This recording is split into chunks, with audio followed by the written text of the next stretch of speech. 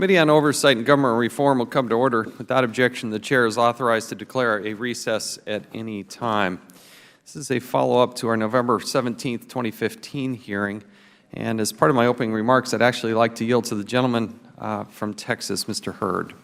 Thank you, Mr. Chairman. Last November, I said in my opening remarks that the challenges facing the Department in the area of cybersecurity were not only technical in nature. The tools to address these issues already exist, whether it be continuous monitoring, Einstein, or multi-factor authentication, the list goes on.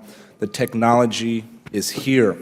Cybersecurity for the federal government is a matter of quality management and effective leadership, not just tech. And I'm pleased to see not only Mr. Harris back before this committee today, but also Acting Secretary King. Because cybersecurity and information technology are issues that must be addressed not only by the CIO's office, but also by the agency head. Implementation of FITARA and ensuring FISMA compliance are issues agency heads need to know about.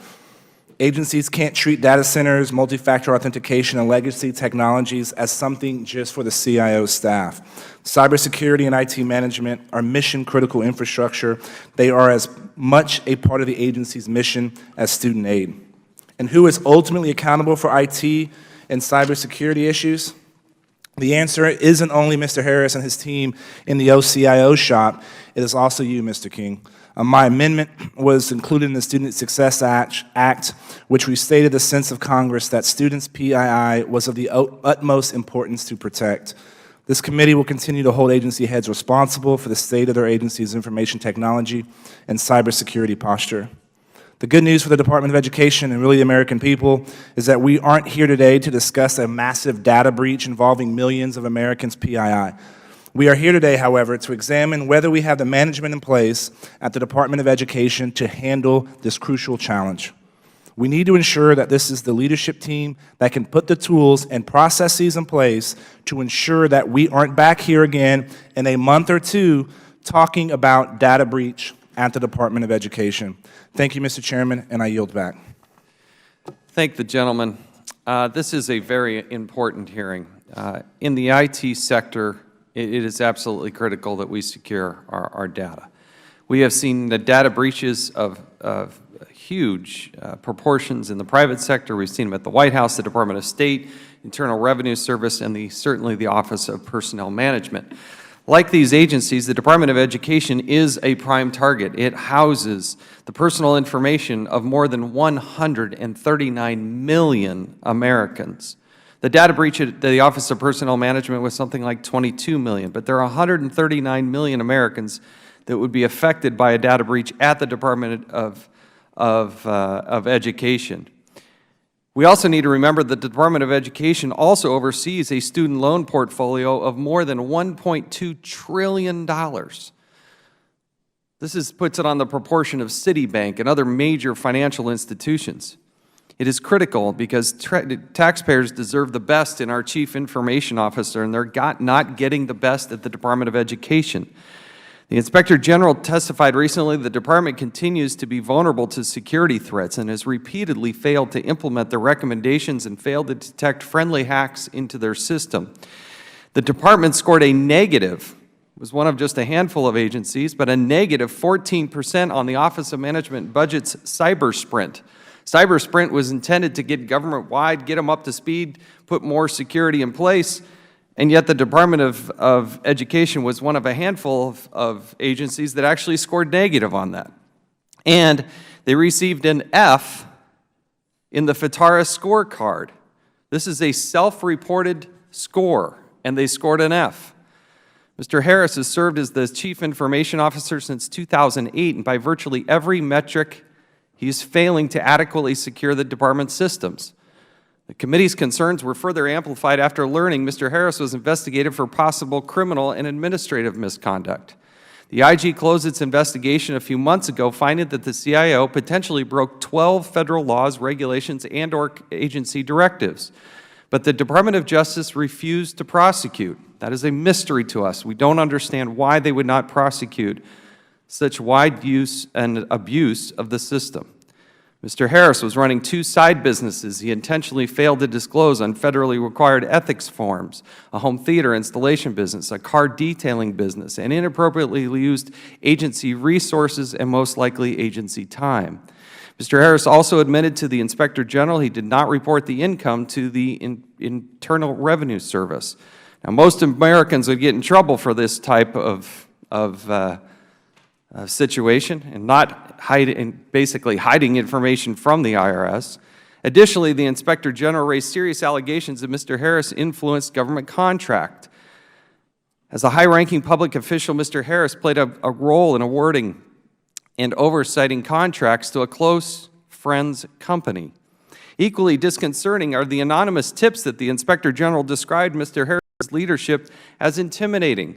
This investigation started because people within the Department of Education expressed concern as whistleblowers.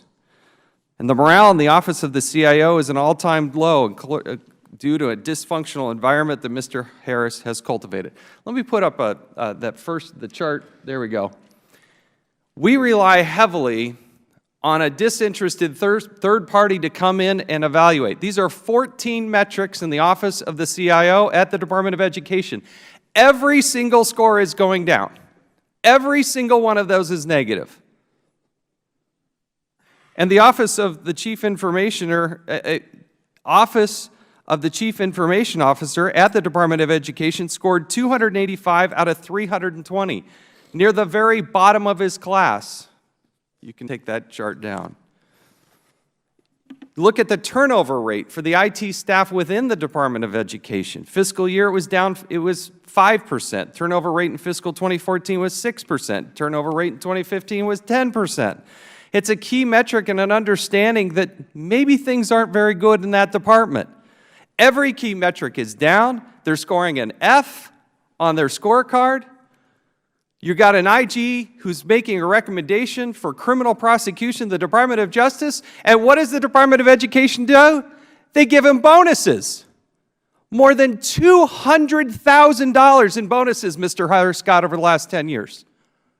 And I want to know why. We got good, quality people working at the Department of Education, and we got something wrong going on in that department, and we're bonusing them up? That makes absolutely no sense. Mr. Harris came and testified before this committee in November. I asked him a basic question about IT. Are you using COBOL? COBOL was instituted in the 1960s. The answer was no, we're not using that. Ends up they have more than 1 million lines of code in the central processing system, also in the National Student Loan Database. So he's off with these other businesses, getting subordinates to do the work, taking bonuses, has 3 other jobs, and we're giving him bonuses. Every single metric is going down. Scoring an F on the scorecard, there's vulnerability, and there's 139 million people who are at risk. We don't have time to play these kind of games. This is exactly what the Oversight and Government Reform Committee is all about. Mr. Harris has had roles at the adjunct professor at Howard University. He's consulting for the Detroit Public Schools. He's in IT consulting services for the city of Detroit. Congratulations. You don't have time to do that stuff. Simply put, when the CIOs fail to bring high management and ethical standards to their work, institutions suffer, systems are weakened, and the data of millions of Americans are endangered. For all the wrongdoing here, I'm telling you, there are a lot of good people who rely on the Department of Education. They work there. There are people at home in every state and every corner of our country who rely on this. But you know what? There are 10 senior officials at the Department of Education under investigation right now. Mr. Harris is one of them. Bob Shireman's another one. Who are the other ones? Because this is an agency that has to function. If we're going to pour the billions of dollars in it, they got to deal with it ethically. But we're looking at a situation here that's not going well. And that's why we have the hearing here today. With that, I'll now recognize the ranking member. We're glad to have Ms. Plaskett filling that role today, and we'll now recognize her. Thank you. Thank you very much, Mr. Chairman. Thank you all for being here this morning. It's critical that all federal employees meet the highest ethical standards and avoid even the appearance of impropriety. It's therefore essential that agencies take swift and appropriate action upon learning that one of their employees has engaged in either misconduct or exercised poor judgment in their work. In this instance, the Department of Education's Inspector General conducted a thorough investigation into allegations of wrongdoing involving the department's Chief Information Officer, Mr. Danny Harris. In doing so, the IG dismissed some of those allegations as unsubstantiated and suggested that others were, and I quote, may have violated federal laws, regulations, and departmental directives, unquote. Now, while the IG's report of investigations indicated that the CIO, Mr. Harris, may have violated federal laws, it appears that law enforcement authorities who examined the alleged misconduct did not find any criminal wrongdoing after their investigation. That being said, the IG reports a series of errors in judgment by the CIO that raised valid questions about his ethical conduct. For example, though the IG did not find that the CIO influenced the department's contracting process, the IG did find that the CIO had, and again I'm going to quote, participated in awarding department contracts to a company while having a personal relationship with the company's owner. We definitely need to ask you about that. The IG also found that for a period of time, the CIO used his subordinate staff to help him run a home theater installation and car detailing business.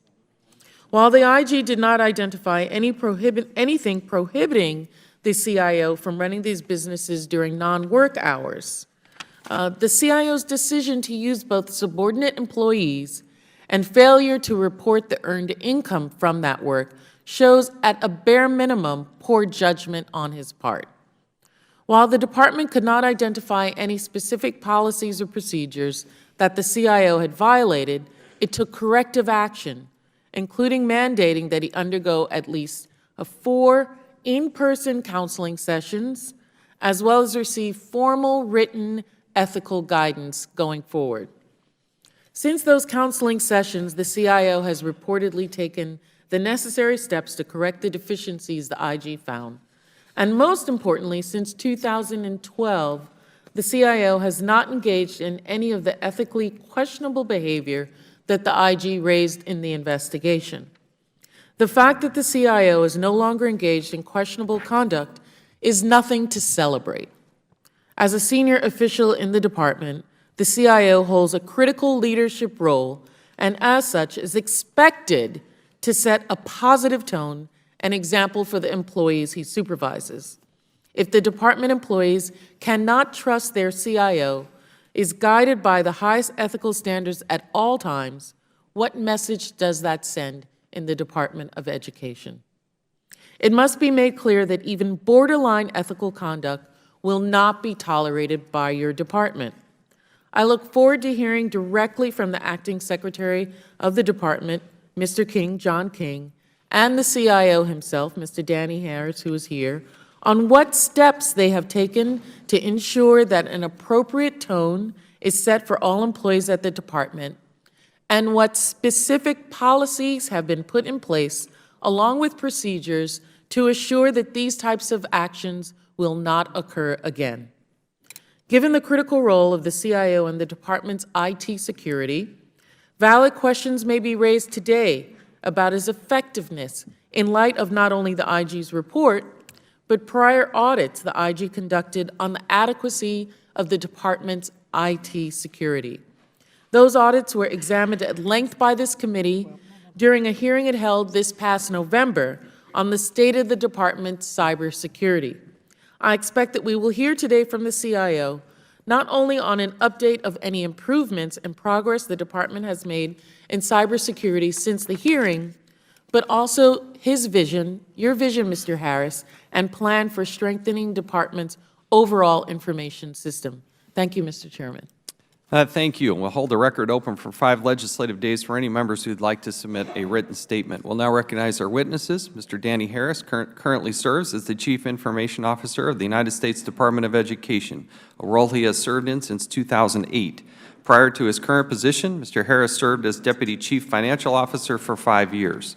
In his capacity, he was responsible for contract administration, grant management, accounting, risk management, internal controls, internal travel, and financial management systems.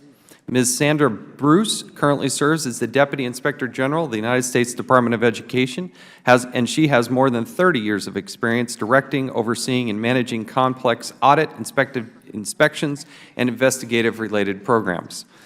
Ms. Susan Winchell has served as the Assistant General Counsel for Ethics at the United States Department of Education since 2007. Ms. Winchell previously served as the Deputy Assistant General Counsel and as the Associate General Counsel at the U.S. Office of Government Ethics. Mr. John King currently serves as the Acting Secretary of Education, a position he assumed in January of 2016. Before becoming Acting Secretary, Mr. King had served since January of 2015 at the Department as the Principal Senior Advisor. This is Mr. King's first time testifying before our committee, and we welcome you here today. Thank you for joining us. Pursuant to committee rules, all witnesses are to be sworn before they testify. If you'll please rise and raise your right hand. Do you solemnly swear or affirm that the testimony you're about to give will be the truth, the whole truth, and nothing but the truth? Thank you. Please be seated. Let the record reflect that the witnesses all answered in the affirmative. In order to allow time for discussion, we would appreciate if you would please limit your oral testimony to 5 minutes, and your entire written statement will be made part of the record. Mr. Harris, you're now recognized for 5 minutes. Thank you. Chairman Chavez, Ranking Member Plaskett, and members of the committee, thank you for giving me the opportunity to share with you my response to the allegations raised and investigated by the Department's Inspector General. I've been proud to serve the public for the last 32 years at the Department of Education. However, in light of the IG's investigation and the counseling I received from the Office of the Deputy Secretary and the Office of the General Counsel at the Department, I fully understand and I take full responsibility for how some of my actions could allow questions to arise about my judgment. I view my behavior as unacceptable, and I have learned from this experience. Before I address the topic of this hearing, I'd like to provide the committee with an update on the progress on cybersecurity since the last time I sat before you in November. Since that time, the Department has enhanced its progress by standing up an integrated project team that will be tracking all corrective action plans tied to FSMA or financial statement audits. The team is made up of the General Counsel, myself, the Deputy CIO, FSA Chief Operating Officer, and the FSA CIO.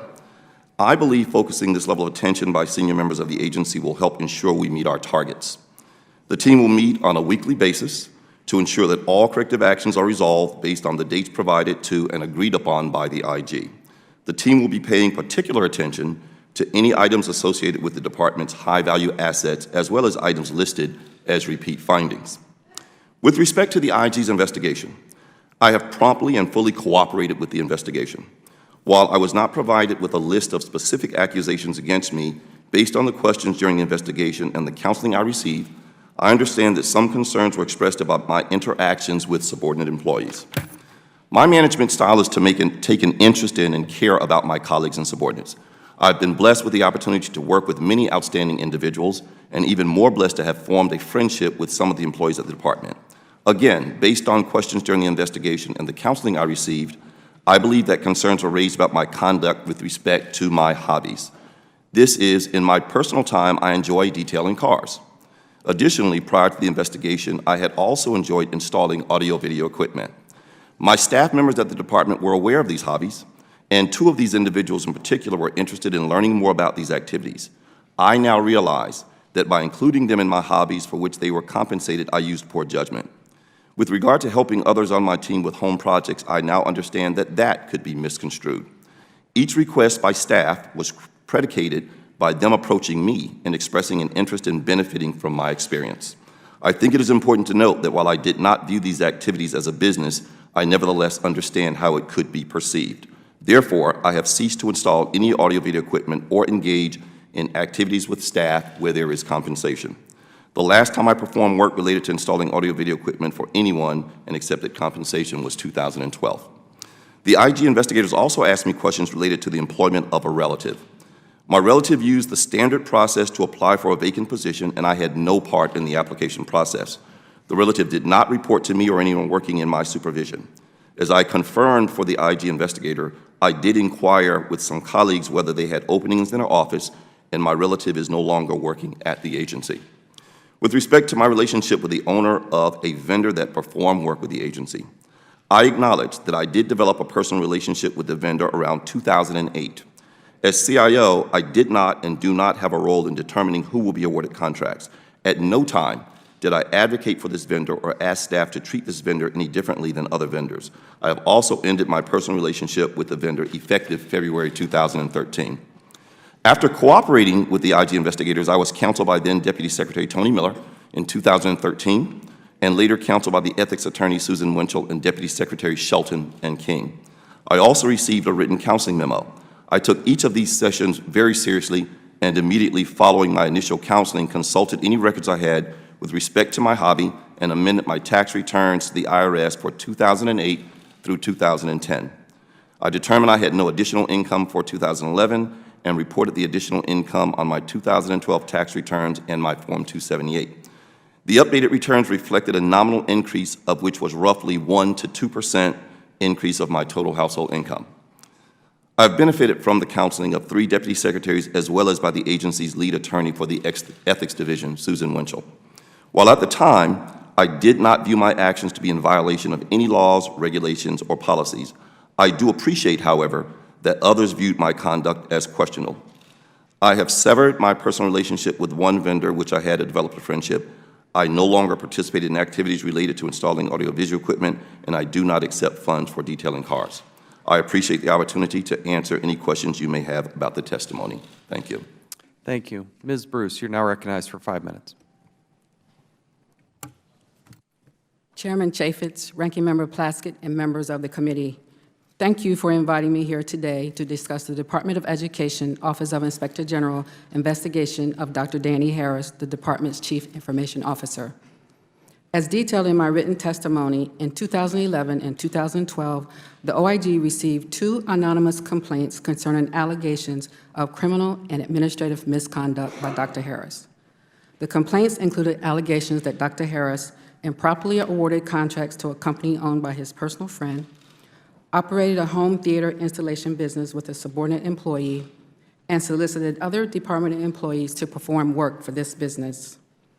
During our investigation, we learned of additional complaints alleging that Dr. Harris operated a business detailing cars where he employed subordinate employees to assist with the detailing work, and also accepted payments from subordinate employees for detailing their cars.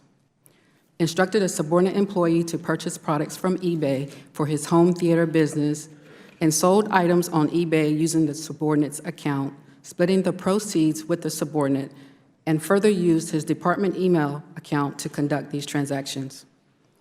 Appeared to have advocated for a relative's employment within the department, and appeared to have made a $4,000 personal loan to one of his subordinate staff.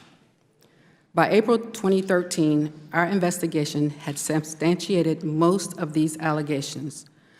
Our investigation determined that Dr. Harris operated outside business ventures involving home theater installation and car detailing with members of his subordinate staff, had business cards, and received payments from subordinate employees for services provided by those ventures.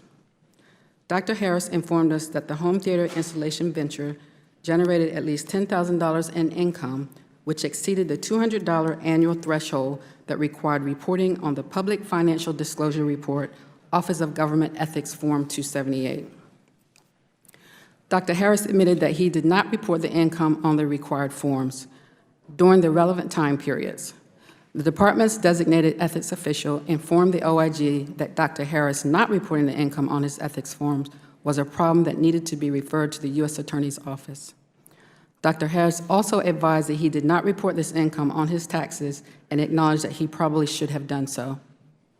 Our investigation also determined that Dr. Harris used his department email account to conduct his outside business ventures, participated on a panel that awarded a contract to a company owned by someone he had a personal relationship with. His participation, however, did not result in that contract being improperly awarded. Took actions to help a relative secure employment within the department. The relative was employed at the GS4 level from 2010 to 2013. made a $4,000 loan to one of his subordinate staff. We received conflicting information regarding the allegation that Dr. Harris instructed a subordinate employee to purchase products from eBay for his home theater business. Dr. Harris stated that the purchase was for his personal use. The employee stated the purchase related to the home theater installation business. As our criminal investigation into the allegations against Dr. Harris continued, we provided a report of our initial findings to the department so that it could take appropriate administrative action against Dr. Harris. The OIG also made a referral to the Internal Revenue Service regarding Dr. Harris's failure to report all of his income on his income tax returns. In February 2015, the U.S. District Attorney's Office for the District of Columbia declined prosecution of all issues based on the availability of administrative remedies.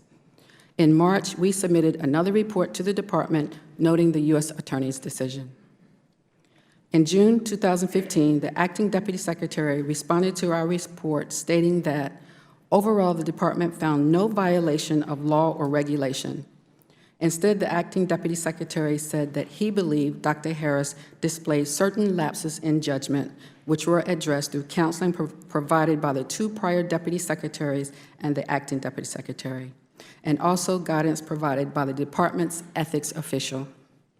We closed our investigation administratively in September 2015. This concludes my remarks, and I am happy to answer your questions. Thank you. Ms. Winchell, you're now recognized for 5 minutes.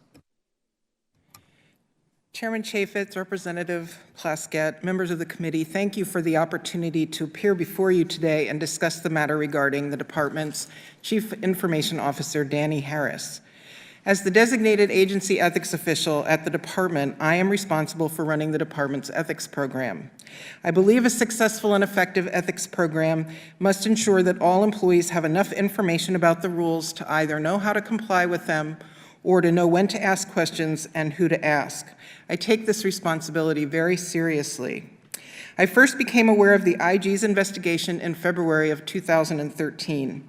At that time, in developing recommendations for the Deputy Secretary, I took into consideration that no ethics rules had been violated, that the activities had already ceased, and that the matter had been referred to the U.S. Attorney. I subsequently participated in conversations regarding a question from the Deputy Secretary about whether it would be appropriate to reassign Dr. Harris from the OCIO position to another position. Based on the information provided in the report, we concluded that that would be a drastic action under the circumstances and was neither reasonable nor required. According to information provided in the IG's report, the kinds of financial relationships Dr. Harris engaged in with subordinates are not covered by the criminal conflict of interest statute, but they do raise potential concerns under the standards of ethical conduct. I believe that paying a subordinate to provide services outside of work and providing personal services for a fee to a subordinate does create a covered relationship with those subordinates. However, under the rules, the determination about whether a recusal is required rests with the employee first.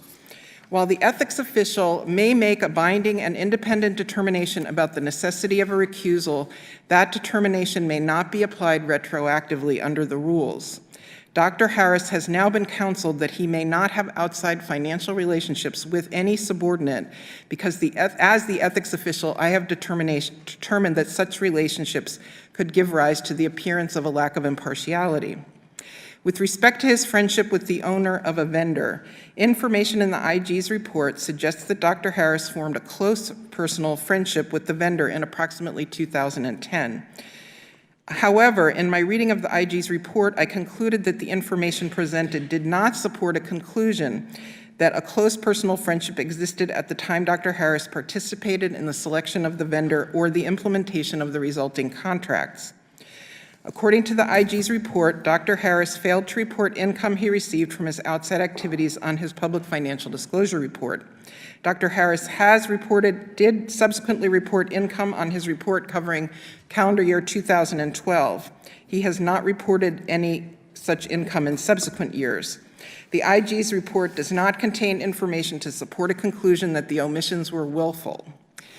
The IG's report states that Dr. Harris advocated for a relative to be hired at the department. From an ethics perspective, I reviewed the information provided in the report to determine whether Dr. Harris misused his government position in attempting to obtain employment for a relative. I concluded that he did not, as there is no information showing that he participated in or attempted to influence the hiring process. In my view, a simple inquiry about job openings that might be suitable for a relative is not, without more, a misuse of position under the rules.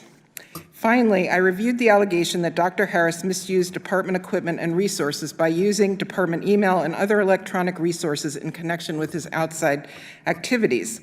However, the IG's report did not clearly establish whether the outside activities were a business or a hobby. If the activities were a business, personal use of government equipment is prohibited under the department's policy. However, if they are a hobby, the department policy does permit a certain amount of personal use of such equipment. I met with Dr. Harris in his office on March 21st, 2014. I reviewed the ethics laws and rules regarding conflict of interest and appearance of lack of impartiality. This discussion focused to a large extent on how to handle friends in the workplace and appearance issues that arise when supervisors and subordinates have financial relationships outside of work. I also discussed gifts between employees and misuse of government equipment. Chairman Chaffetz, Representative Plaskett, and the members of the committee, this concludes my statement, and I am happy to answer any questions you may have. Thank you. Mr. King, you're now recognized for 5 minutes. Thank you. Chairman Chaffetz, Representative Plaskett, and members. Phone doesn't appear to be on there. Chairman Chaffetz, Representative Plaskett, and members of the committee, thank you for the opportunity to appear before you today. In January of 2015, I joined the department as senior advisor, delegated the duties of deputy secretary, and I became acting secretary on January 1st of this year when Secretary Arnie Duncan stepped down. I firmly believe that providing our children with a great education is not just about subject matter knowledge, but also about instilling the values that will help them become faithful contributors to our communities and democracy. I expect all department employees to adhere to the highest standards of ethical conduct. Before I address the actions taken by the department with respect to the report by the Inspector General in this matter, I'd like to provide you with a brief update of what the department has achieved to enhance our cybersecurity since the agency last testified before this committee, as I believe we have made meaningful progress. Specifically, we have moved from a rate of 11% compliance for two-factor authentication of all privileged users at the conclusion of the cybersecurity sprint to an overall compliance rate of 95% as of January 31st, 2016. We continue to work aggressively with a single external vendor to accelerate implementation of two-factor authentication for the remaining privileged users at that vendor and project to achieve 100% compliance during March 2016. I view cybersecurity as a responsibility of the entire agency, not just that of any one individual. And although we have made and are continuing to make progress, I am not satisfied with where we are as an agency. I've notified my team that we must do better, and I've directed my team to immediately undertake additional actions to strengthen our cybersecurity. These steps include using a focused and disciplined approach to systematically resolving and addressing the root causes behind any cybersecurity-related findings from both our 2015 FISMA audit and the 2015 financial statement audit. I have also directed the team to take additional steps to increase end-user cybersecurity awareness, to strengthen our incident response capabilities, and to continue to build the capacity of our internal team through hiring of additional professionals with expertise on these issues who can assist us in implementing best practices and improving the department's cybersecurity program. Returning to the IG's investigation and report issued to me in March 2015, I considered very seriously the allegations. Ultimately, my response to those allegations closed a several-years-long investigation and confirmed and supplemented the work of two prior deputy secretaries at the department, their and my staff, and our Office of the General Counsel. I considered this matter in the overall context of Dr. Harris's more than 30-year career with the department. Dr. Harris has been steadily promoted under administrations of both parties to roles of increasing responsibility. He was promoted to the Senior Executive Service in 1998 and was appointed to his current role as CIO during the prior administration under Secretary Spellings in 2008. He has been widely recognized for his work in the CIO role, Given that history of service and my commitment to ethics, I was therefore troubled to learn of the IG's investigation. However, I was also informed that Dr. Harris had been counseled by former Deputy Secretary Tony Miller on this matter, as well as my immediate predecessor, former Deputy Secretary Jim Shelton, and the agency's lead career ethics attorney, Susan Winchell. Upon receiving the IG's addendum in 2015, I again consulted with the General Counsel's office. The synopsis of the addendum stated that the U.S. Attorney's Office in the District of Columbia had declined prosecution. After reviewing the addendum, the Office of General Counsel and Ms. Winchell advised that the additional information included in the addendum served to confirm the conclusions reached by the Office of General Counsel and 2 prior deputy secretaries following receipt of the initial report, namely, that the OIG investigative materials did not include information that could support a finding that Dr. Harris had violated any law, rule, or regulation.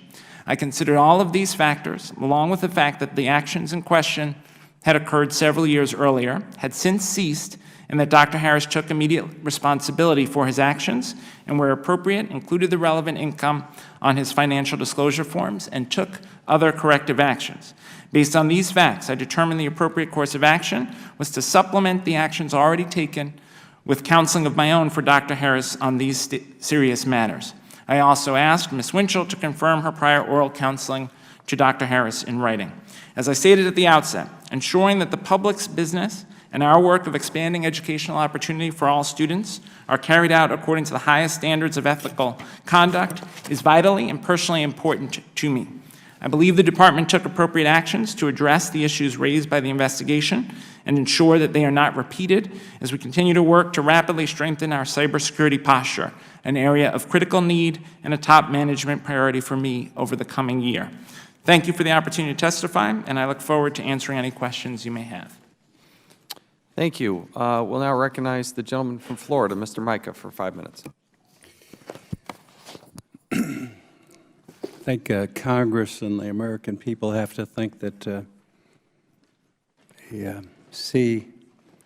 CIO position, Chief Information Officer position, stands for chaos, ineptness, and outrage. After what we've learned this morning, CIO is an important position to protect the integrity of information data. I think you have, Mr. King, 139 million records that you possess, personal information, $1.2 trillion of information on people who have student loans, and anyone who's applied, I guess, has all that background information. At the very least, Ms. Bruce, Mr. Harris was acting improperly, according to your investigation. I think there's been some hair splitting here on whether it was a business or a hobby. You found information that it was a business, I think, in your investigation, did you not, Ms. Bruce? That's correct. Yeah. And I guess also, if you don't report the income on your disclosure, that's financial disclosure, that's also a violation. Ms. Bruce? Yes, according to 5 U.S.C. Act 104, although the department has decided that because it was not done knowingly and willfully, it doesn't pursue a civil action, knowingly only has to be established to do administrative. And it was corrected after the fact, is that not correct? That's correct. Yeah. Well, Mr. Harris, you're a senior executive service position, is that correct? That is correct, sir. Yeah. And you've been the CIO since 2008, is that correct? That is correct, sir. And every year since 2008, well, we'll take you to 2011, the FSMA audit contains findings of failure of the protection of the records and all of the information you're charged with, according to what we have. That's correct? And in that time, you received bonuses of $116,000, according to our report. That's just part of the record, right, Mr. Harris? That's correct. This whole investigation started in December of 2011. In the meantime, you received bonuses in 2012 of $17,000, 2013, $17,000, 2014. During all that time period, the information I have is your performance, the job you were hired for as the Chief Information Officer, you had failing evaluations. Is that correct? That is not correct, sir. It's correct to the information that we have. The only information we had just now is, like Mr. King mentioned, that since January they've done better. But it appears you've actually failed in your mission. First, your ethics, Ms. Winchell gave you as much cover as she possibly could, but your ethics were questionable. Ms. Bruce also said that your activities were not proper. There is no reason, Mr. King, why Mr. Harris shouldn't be fired. He's a senior executive service officer. He's failed continually since he took the position. I don't think you could find more ineptness or misconduct with any senior employee that's come before us, and then rewarded for it. It's so offensive. And Ms. Winchell says, well, maybe we should discuss moving him to another position. Well, that's what's wrong with this whole system, is he can fail every time getting huge salaries. Plus, he's got his little businesses or hobbies, whatever you want to call it, on the side, all the ethical questions that have been raised, and you leave him in that position. The worst thing would be to put him in another position and continue to get the high salaries and bonuses. Mr. King? Congressman, respectfully, what I can attest to is the dramatic progress since I arrived at the Dramatic department progress? in January Who 2015. approved the bonuses for him when he was failing? Were you involved? You were a deputy, weren't you? I was not present at the department. I joined, You were not. I joined, That it would be the secretary that approves the bonuses? Who approved the bonuses? Even while he's under investigation, there should be at least a suspension of the bonuses. he was previously supervised But he by failed Deputy every Secretary- time. Every single time since 2008. The only time we've had any success reported is what you reported from January, and that's only because the chairman conducted a hearing and we hammered you last year. I yield back the balance of my time. Thank the gentleman. Now recognize Ms. Plaskett for 5 minutes. Thank you, Mr. Chairman. Good morning. Good morning, Mr. Harris. As the CIO, you're the senior official at the department and that your division is looking for leadership and guidance. The IG reported in her investigation into the alleged misconduct that you used subordinate staff to run an outside business and failed to properly report this business on a mandatory financial disclosure form. Do you dispute that report this time? I do dispute that as articulated. Okay, but do you dispute that you failed to report the income? I do not dispute that. Okay.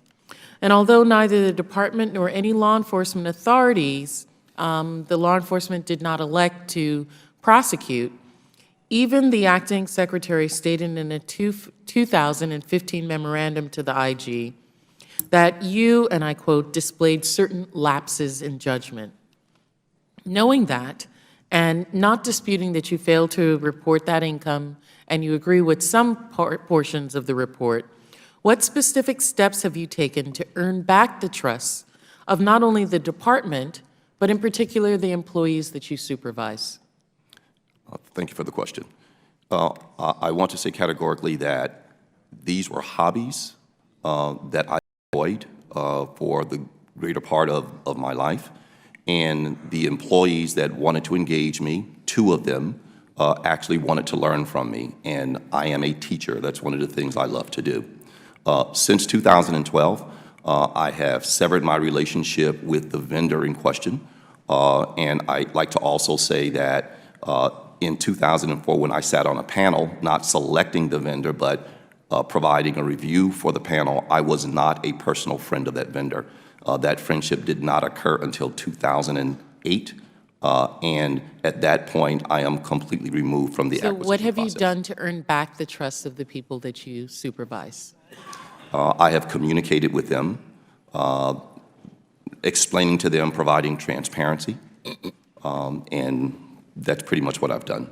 And do you believe that that alone is sufficient to allow you to effectively serve as the CIO of the Department of Education? I'm sorry, would you ask that question again? So you said that what you have done to earn back their trust is communicate with them about severing your ties with the contractor. Do you think that's sufficient to make you an effective CIO at the Department of Education? I think working hard and actually demonstrating that I'm passionate about the job and I'm providing not only the direction but the time to do the job right. I'd also like to put my job as CIO in context, if I may. Cybersecurity is absolutely critical to the federal government. However, it is only one of the mission-critical responsibilities under my leadership. For example, I run the entire financial management platform. We have received 13 clean audit opinions. We have an incredible IT investment management program. We have the best grants management system in the federal government.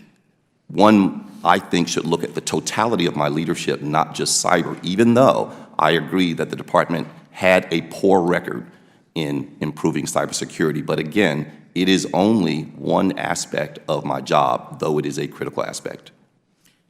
Thank you. Acting Secretary King, both the IG's report of the investigation in 2013 and the addendum to that report in 2015 raised not just concerns about this specific issue here with your CIO, but the general culture at the Department of Education. Are you at all concerned that the IG's concerns indicate a broader cultural problem at your department when it comes to employees meeting ethical standards? Certainly, I've sent a clear message to the entire department that we are committed to ethical conduct, as did my predecessor, Secretary Duncan. With respect to this specific issue, it was taken seriously. Counseling was provided. The conduct that was of concern in the IG report ended by 2013. And cybersecurity is a top management priority for the department. We've made substantial progress since last January when I joined the department, but there's clearly much more work to do to ensure that how are you instilling to your employees that this is not something that will be tolerated in the department if all you've done is given him counseling sessions? Where is the stick as opposed to just the the pat and telling him don't do it again and it hasn't occurred again? How do people know that they cannot be involved in this kind of behavior? Is there anything procedurally that you have done with Mr. Harris or moving forward put in place that will demonstrate that to people? We provide ethics training to all new employees and annual ethics training to all employees. Ms. Winchell runs a strong department-wide ethics program. In the specific case of Dr. Harris, as I indicated previously, after the IG report, Deputy Secretary Miller and then Deputy Secretary Shelton reviewed the IG report with the General Counsel, who advised that there were no violations of law or regulations or policy, but nonetheless both took the step of providing counseling, which I think was humbling for Dr. Harris, made clear that the conduct needed to end. All of the activities cited ended by 2013. When I joined the department in 2015, the outstanding issue was the addendum resolving the referral to the Department of Justice. Department of Justice also found there was no justification for further action in terms of a violation of law. I again consulted with the General Counsel.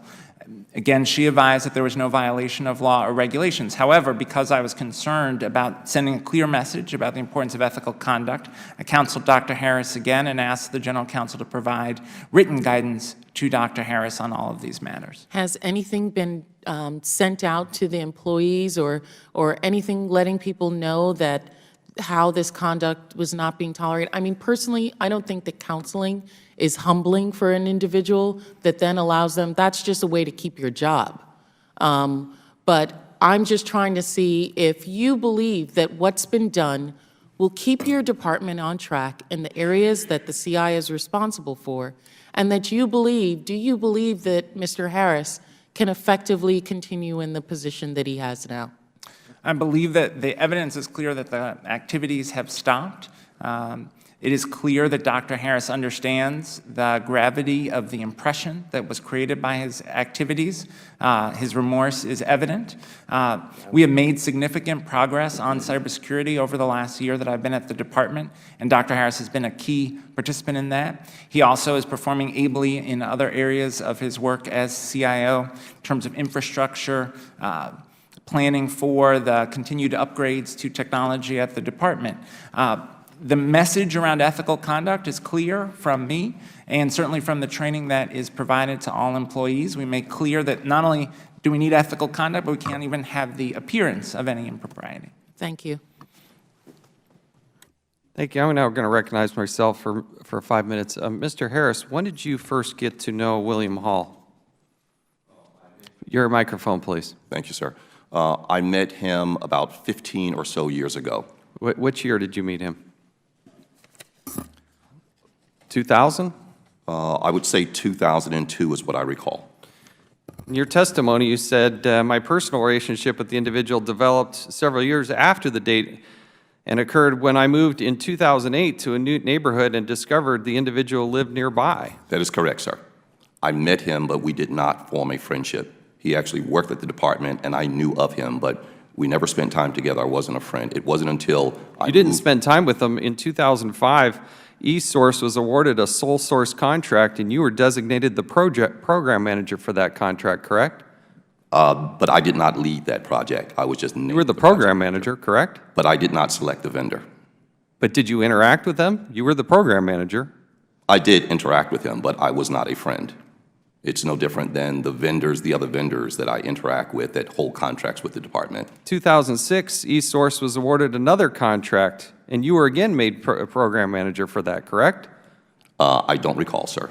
I don't have that in front of me. Okay. The point is, based on your testimony, your written testimony, you said you really got to know him in 2008, but it's clear that you'd known him since 2001. There was somebody that they had recommended, Mr. Hall had recommended to come work for you, who then you hired, and then she oversaw those contracts, correct? That is not true. Okay, we're going to explore that a little bit more. Be careful about how you answer that one. Mr. King, you said that you saw no violation of law, regulation, or policy, correct? That was what was advised by our Okay, general so counsel. let's go through this. Mr. Harris, we know that you were friends with this William Hall. You know that you interacted with him. During 2008 to 2011, you had some 700 phone calls with Mr. Hall, correct? They were not phone calls. I'm not a phone talker. They were probably text messages, but he was a friend. I make no excuses for that. He was a friend. We have the phone records. These are the 700 calls, 700 during that time frame. There are two contracts to get awarded during that time, correct?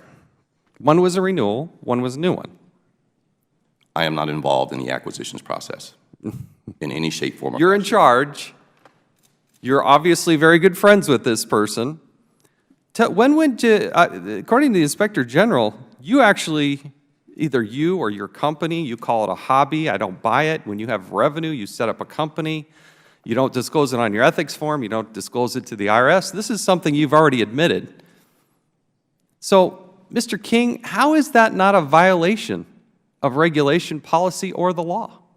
He admitted that he had outside income above the $200 threshold, and he did not report it, neither to the IRS nor on the ethics form. How is that not a violation of law, regulation, or policy?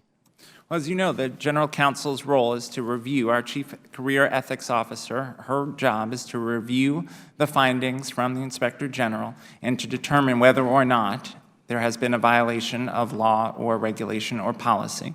General counsel advised. But you're asked to review that. You're the one that's supposed to look at that. You're not just supposed to read it and say, hey, that's what they say.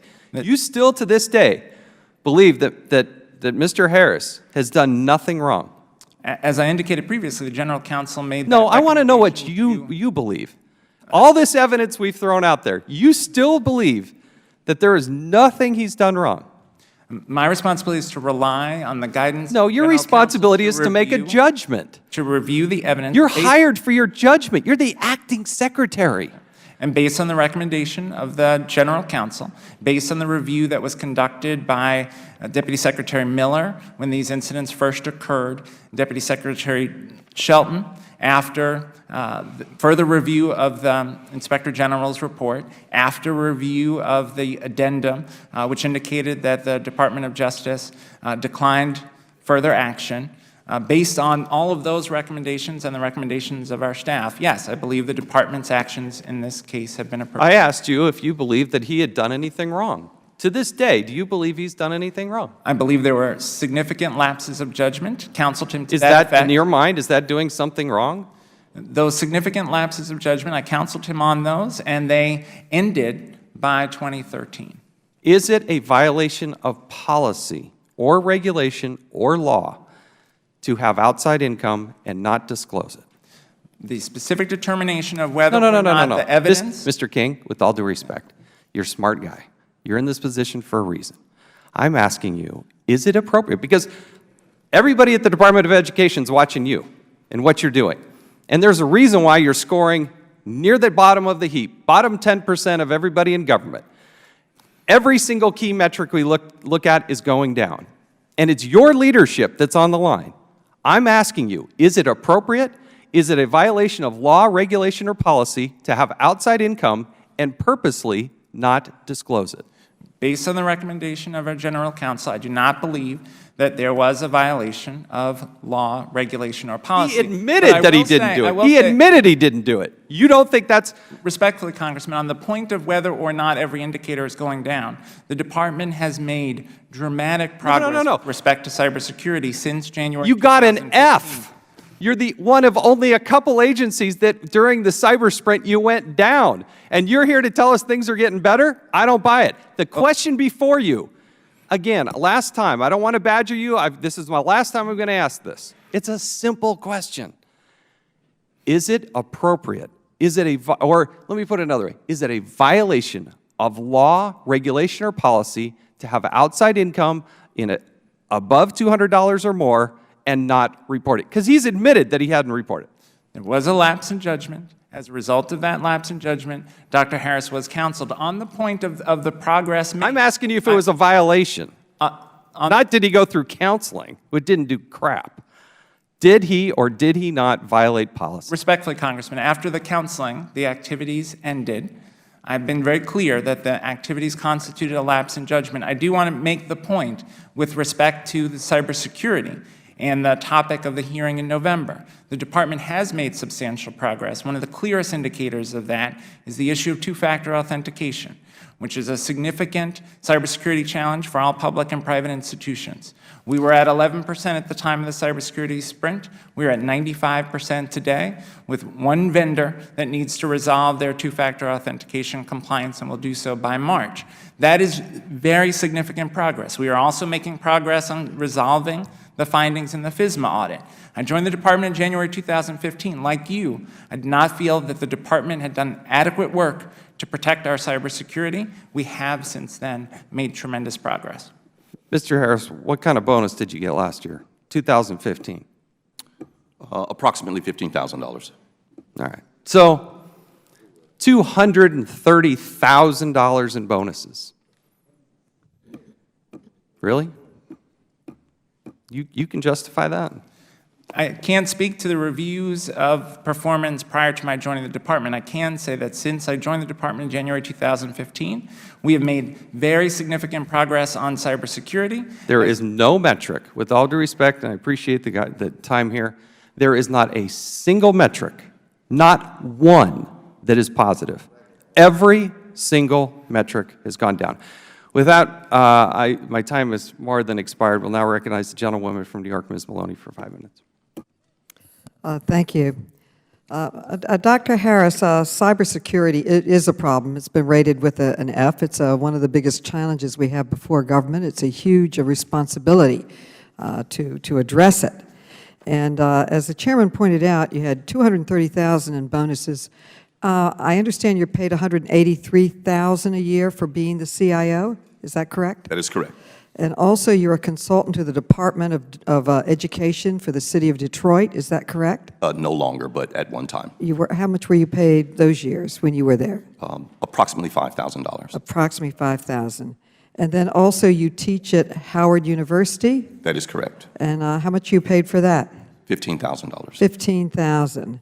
And then on top of that, you have, I think, 3 other jobs I've heard today. You've got your car business with 40 employees. Is that correct? That is not correct. Do you have a car business? I do not. It is a hobby, and one other individual who's an enthusiast helps. Do you make money off of it? No, I do not. I get $50 and I pay for supplies. I make no money off of that. And then, then you have another hobby where you're putting equipment in people's homes and are compensated for that too, right? I did prior to 2012. Well, you're a very, very busy man. I can understand why there are problems at the cybersecurity and education department when you have so many other outside jobs. Anyway, on this situation with your friend, what was the contract for, the eSource contract, and how much was it for? You're the contract manager. Do you know what the contract was? Was it a $10 or $1 million? Which contract would you be referring to? The one in 2004? All of them. The one in 2004 and the other 2. The one in 2004, I believe, was for project support. The other contracts... Okay, how much was that one for? I have no idea. Can you find out and get back to the committee? I most certainly could. Okay, what were the other 2 for? I believe both were for project management support, and I can get you Project support. The information. Now, why did this have to be a sole source contract? That seems like a business that a lot of people could be in. I could even go in and give some project support. Why was that a sole source contract? Allow me to put in context how the department works in terms of acquisitions. I, as the CIO, provide general direction on technologies and implementations. Okay, can you get back into me in writing why that was a sole source contract? Because I think everybody on this panel could go in and do project support. That should be a competitively bid contract to the lowest qualified bidder. I will get back to you. Our contracts division, which is not in CIO, determines the contract approach. I have nothing to do with that, but we can certainly get that information for you. I think the contract approach for an agency that's rated the most mismanaged, that probably has the most important goal and responsibility of any agency in our government, is education and building our workforce and helping our young people become good citizens. It's an incredibly important agency. And I think maybe you're spending too much time in meetings. I think all these contracts should not be sole source. They should go to the lowest qualified bidder. It'd be cheaper to administrate, and would cut out any threat or all these ethics meetings on whether or not there's a conflict of interest. Do you agree that a sole source contract would work, Dr. Harris? I'm not a subject matter expert on contracts, and that's not in my division. So, okay, Ms. Bruce, do you think a sole source contract to a qualified bidder? You have to have a panel make sure they're qualified, that they can do the work, that they have a work history, that they're paying their taxes as good citizens. Lowest qualified bidder. Something like the support service, do you think that could have been a sole source contract? Or should it be a sole source contract or competitively bid? Ms. Maloney, I would have to defer to the department as far as the acquisition process. I do know that the Federal Acquisition Regulation and other processes do look for those things, but I would defer to the department as to why they made the decision to use the sole source contract. Yeah, I don't understand that. And I think we should change the law, that you go to the lowest qualified bidder, and if you go to a sole source, have to write out in detail why you need a sole source. I would just like to respond to Mr. King. I think the point that the chairman was trying to make is that when you head an agency, everyone looks at you. You're the leader, and you're sending messages to employees of how to act. And when someone violates a regulation or a law, then it tells everybody else they can violate the same one and go to counseling, and it's okay.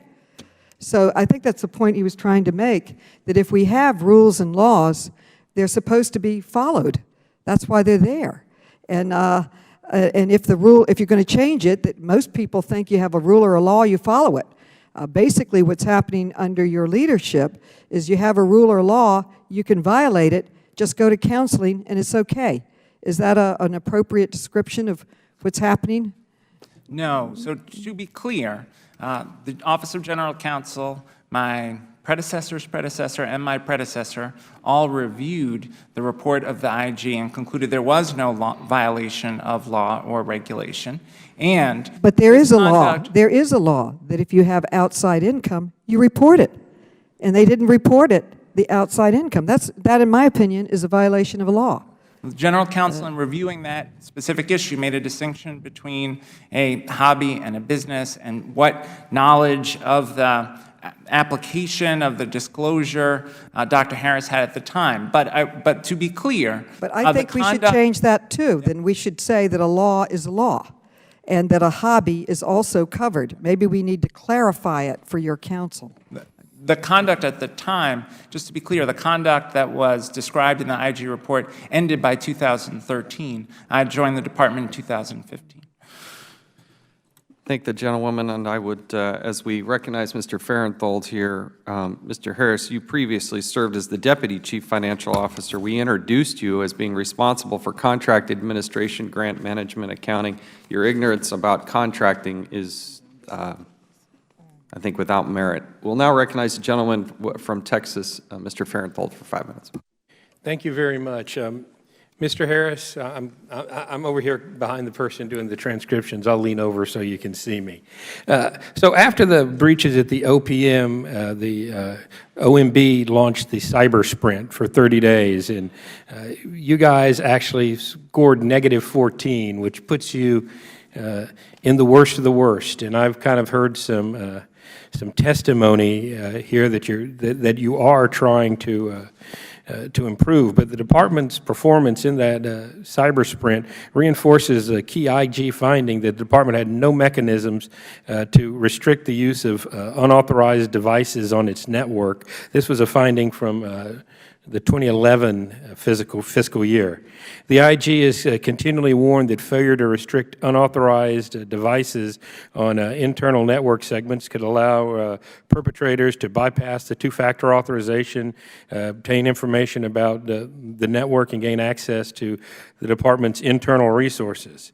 Obviously, the private sector is moving faster than the government by banning workers from using portable devices such as USB drives and warning employees to be careful what they post on social media, and even discouraging workers from posting out-of-office replies on their emails. The IG found you used department emails to support your side business. We've talked a lot about that, but also that you connected various electronic devices like USB thumb drives and CD-ROMs from home in conflict with your own policy, internal policy that I guess you wrote. I mean, don't you see a little problem here with the guys on the top aren't following the rules? We certainly have tools in place now to restrict all employees from connecting anything. I think it's standard practice when you travel all the time with your devices so that you can work to inadvertently put a non-supported USB or a CD in a drive. My concern is that you guys have pretty much every student's Social Security number on file, probably including both of my daughters. I'm old enough, you probably don't have mine. So this is something that really is concerning. Mr. King was testifying that you guys have made some progress. Do you agree that the progress? Yes, we have. All right, 95% is a really good number. There's still work to be done, though. There is indeed. What's stopping you from getting it done?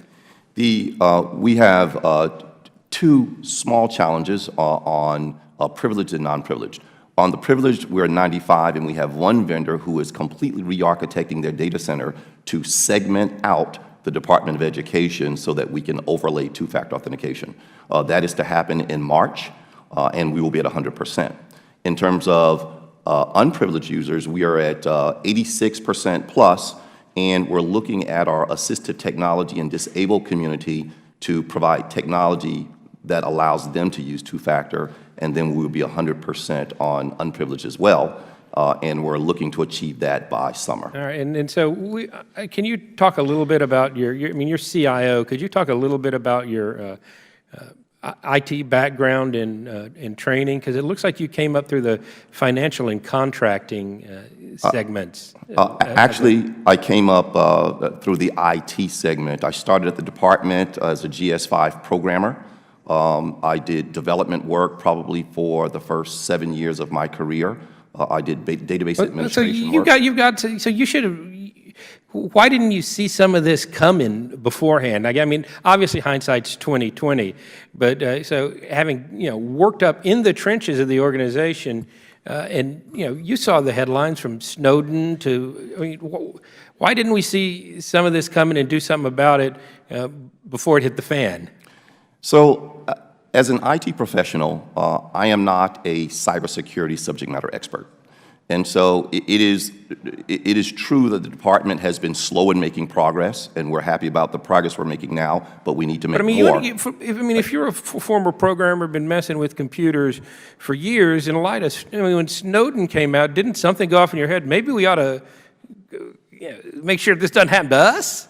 Well, it's a good question. I would like to say that approximately 6 years ago, I met with then Secretary Arne Duncan and indicated to him that I was very concerned about our IT security posture, and I asked him for funding to do the first ever department IT security discovery process.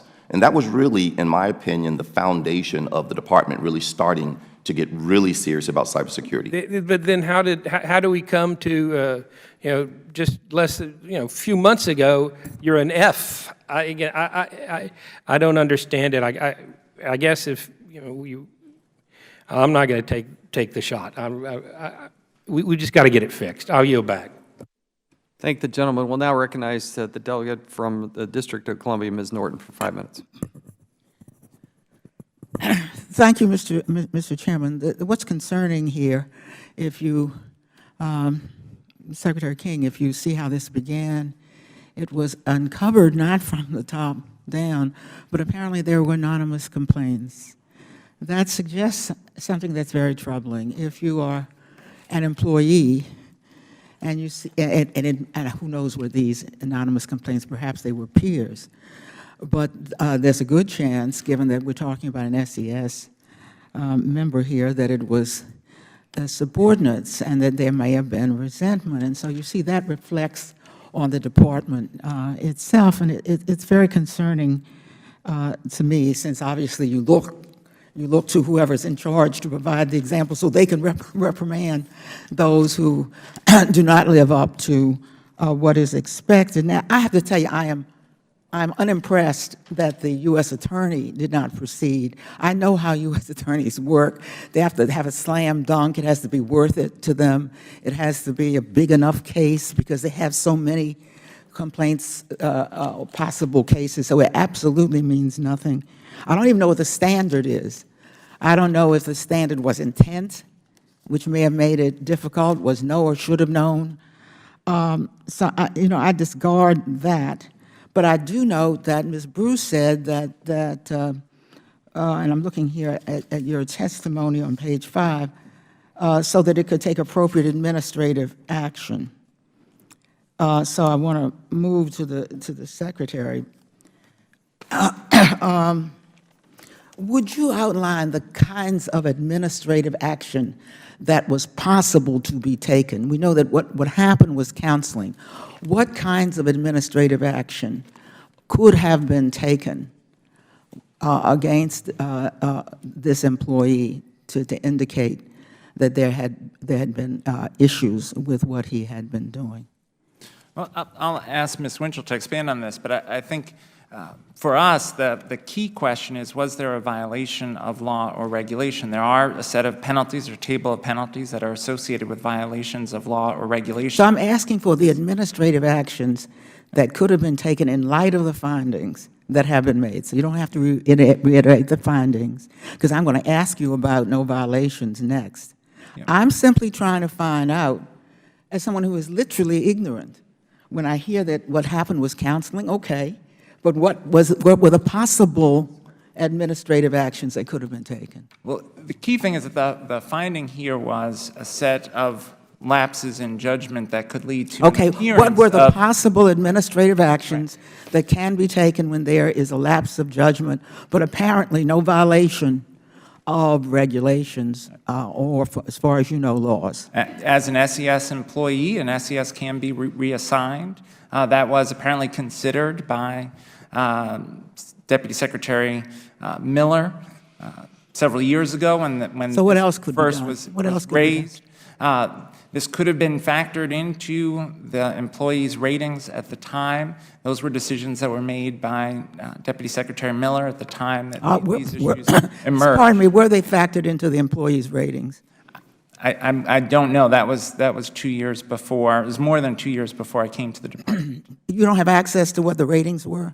I do not have personal knowledge of the ratings and how they were constructed by his supervisor. Mr. Harris, what were your ratings affected? Outstanding. Your My ratings ratings were throughout outstanding. all of this was outstanding? Yes, as a result of the entire body of my work, not just cybersecurity. And that is even though these questions had arisen? You were given outstanding ratings, even though these questions were known to those who were the raters? Many of them were just allegations, and I've owned up to those that represent really poor judgment on my part. So has your rating suffered at all as a result of what has been now found to be the fact? No. So you continue to be rated outstanding? Yes. Mr. King, Yeah. you see the problem that may raise. Put yourself in the position of a federal employee, and you look at how the rating apparently has not even been affected. No violations of regulations, no violations of any kind found. Could I ask you, in light of the fact that no violations were found, that apparently there's a finding that it was unclear whether Dr. Harris's outside work constituted a business or a hobby, has it not occurred to the department to clarify this so employees know what is the difference, and so it will not be unclear for those who may have seen or known about this particular matter? So that, don't you think there's rank confusion in the department when they see a high-level official was engaged in outside activity for which there was remuneration, but it was unclear whether it was a business or a hobby? Doesn't the department have an obligation now to issue guidance so that these things are cleared up? Yeah. We do make clear in our ethics training what employees' responsibilities So what is the answer? In other words, if an employee wants to know, look, I want to know, I don't want to be caught in this thing too. I want to know, if I do this, would it be considered a business by the Department of Education, or would it be considered a hobby? Is there concrete guidance on that matter, given what's happened here with an SES employee? The guidance to employees is to, when there is a potential issue of appearance of impropriety, to seek guidance from the ethics officer, and the ethics officer provides that guidance. In this case, I think it's a question of whether or not Dr. Harris understood at the time that he needed to seek that guidance. He did not, and this was raised through the IG report, and then the ethics officer was reviewing the IG findings. Thank the gentlewoman. Now I recognize the gentleman from Michigan, Mr. Wahlberg, for 5 minutes. Thank you, Mr. Chairman. It's good to have the testimony in front of us today. I guess I would, for a point of personal advertising, my SES bill seems to have more pertinence all the time. of trying to deal with concerns that go on. Dr. King, I just want to ask you a direct question. And other questioners kind of waltzed all around it. But the direct question I want to ask you is, do you have faith that Dr. Harris can effectively lead the OCIO? I do, based on the progress that we've made since January 2015 and based on his overall performance in the other areas of responsibility as You have CEO. clear faith, certain faith, that he can lead. I have confidence in his leadership. I have confidence in the progress that we've made. Well, it's over the important last- for me to know because the Department of Education, in its oversight capacity over national education issues, and brought up the fact that Dr. Harris has been involved with Detroit school system in trying to turn a failing school system around, a system that needs to be turned around for the benefit of its students, the families, and the city at large. It's a requirement for any type of growth, economically or otherwise, in a community as important as Detroit, to have a school system we have confidence in. And so when we have leadership coming from the Department of Education, and we have people from the department that are working in a consulting, advisory, leadership, whatever aspect of trying to turn schools around like that, it is important that integrity reigns and that confidence is there. And so that's why I wanted to hear your answer. And you've said you have complete confidence, faith that Mr. Harris can carry on his duties. Let me ask you then, since you began directly receiving reports of findings from the IG, as early as March 23rd, 2015, have you personally talked to OCIO staff to better understand the culture there, to try and improve things for the staff, but also the effectiveness of the organization? I've certainly worked with staff from OCIO as we have focused on addressing the significant need for improvement around cybersecurity, and I've worked closely with our staff to make those improvements since I arrived in January 2015. What specific steps are you taking to improve the morale at the very least? Well, I think Specific steps. the morale is bound up with the responsibility to execute on their work for the department, which is to ensure that the department's technology works smoothly for their fellow employees and to ensure that the personal information that we have is secure. And we have made substantial progress. I do think that substantial progress has required folks to work additional time, to adjust their work processes, but we are seeing progress. We are seeing progress in terms of our two-factor authentication. We're seeing progress in terms of the resolution of FSMA audit findings. I met with the CIO and members of his team, as well as our federal student aid technology team on a weekly basis for much of last year to ensure that we made progress, and we're going to continue to do that going forward. And I wish you well.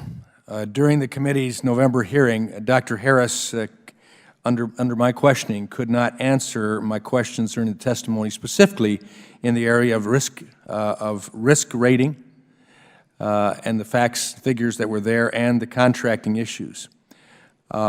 Regarding information that he certifies on the federal IT dashboard, do you have confidence in Dr. Harris to provide accurate information to the dashboard? I do have confidence going forward. Obviously, I can't comment on information that was provided prior to my joining the department. I will say I share the committee's concern that we need to rapidly improve our cybersecurity posture. We are making progress. I think it's clear to everyone that all public and private institutions are subject to significant cybersecurity threat, and that threat is ever evolving, and we've got to continue to work to ensure that we're positioned to protect the information that we have. Well, I again wish you well on that, and we expect to see that in action.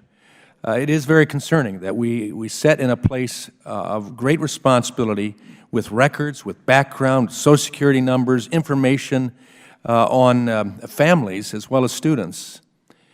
And there's a expressed concern that we have all sorts of reason because of the lack of integrity, of credibility, and now more importantly, ultimately no consequences except counseling. I think I've said probably enough. I yield back the balance of my time. Thank the gentleman. Now recognize the gentlewoman from Illinois, Ms. Kellys, for 5 minutes. Thank you, Mr. Chair. Good morning. We all are aware of the constantly evolving cyber threats to information systems, as seen by the many breaches that have recently occurred in both the private and public sectors. The Federal Information Security Management Act is another important piece of legislation that requires agency and Inspector General to assess the state of their information security management. Dr. Harris, my committee, the IT subcommittee, held a hearing in November on the department's compliance with FISMA based on the IG audit report. We learned the department heavily relies on contractors for its IT systems. We also heard that although progress has been made on IT security, continued improvement is needed. You acknowledge this need for improvement in your opening statement. Can you tell me what your top priority is in this space? Specifically in the FISMA area, we have put an integrated project team together to meet weekly to look at the 51 caps that we have under the 18 findings for FISMA. We have already completed a number of those, approximately 4 of those, and we're looking to complete the vast majority of them by midsummer. Our number one priority is to protect, to correct those things that impact our HVAs, our high-value assets. A second priority is to ensure that repeat findings simply don't occur, not just not occur in individual systems, but occur across our ecosystems. So those are our 2 top priorities. You might have answered this, and I wasn't in the room, but do you feel like you have the staff and the resources that you need to complete your goals? We don't have the necessary resources that we need to complete our goals. Everything is based on risk, and so what we do is we look at risk and then we complete those items at the highest level of risk. There are times, in fact, some of our repeat findings have to do with the fact that we don't have the resources to do everything. Mm-hmm. And the reason I ask is oftentimes people say they can't find the people to carry out the task because everyone's public and private sector are looking for experts on cybersecurity, and of course government doesn't pay what the private sector pays. So are you finding that also? We are. It's one of our biggest challenges. As Dr. King mentioned earlier, we are bringing on a couple of cybersecurity experts to support not just the Department of Education, but specifically federal student aid. And we're looking for more talent also to bring on board to get at some of these challenging issues we have in cybersecurity. Okay, thank you. And I just ask that you keep this committee updated as you continue to address the weaknesses in the department's security systems identified by the IG. Thank you. Would my friend yield? Yes, I will. I thank my friend from Illinois.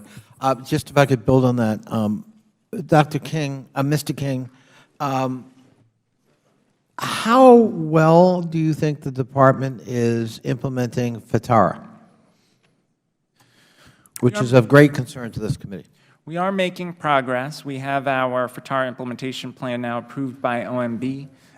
We have made good progress on implementation, continued work to happen through this spring into the summer. Historically, the work of the Federal Student Aid CIO and the department CIO have proceeded on parallel paths, but not always coordinated paths, with the department CIO having full transparency into the activities of the FSA CIO. That will now change with FITARA implementation, and we are working through the internal operations to ensure that that happens. And how are you doing on data center consolidation? Perhaps one of the most immediate big cost savers if done correctly. We are in the initial stages of implementation. I would have to ask Dr. Harris to comment on the technical side. Mr. Harris. We have approximately 134 systems in our information systems inventory.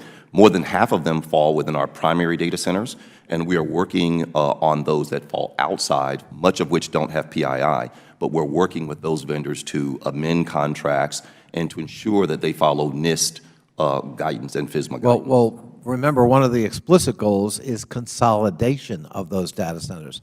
We don't want a huge, plethora of data centers if we can help it. How are you coming in that? What we're doing is we're looking at those things that we can actually consolidate, but we're also looking at a massive retirement of systems that we simply don't need to be carrying on our list of systems inventory.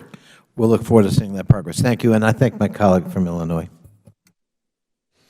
The gentleman yields. The chair recognizes the gentleman from Alabama, Mr. Palmer, for 5 minutes. Thank you, Mr. Chairman. Dr. Harris, you once said in an interview with FedScoop that what keeps you up at night are things you don't know. Yet at our last hearing, it's November 17th last year, you couldn't answer some basic questions I asked you about the lack of personal identification, identity verification, authentication, and the vulnerabilities in the federal student aid central processing system. I'd like to direct your attention to some slides, if the staff could put up the first slide. This is, if you'll notice, a conference. It's a presentation from a conference on federal student aid, and that you did. Okay, if you'd go to slide number 8. If you look at slide number 8, you're laying out all of these things that you're doing. Now, this was in 2011.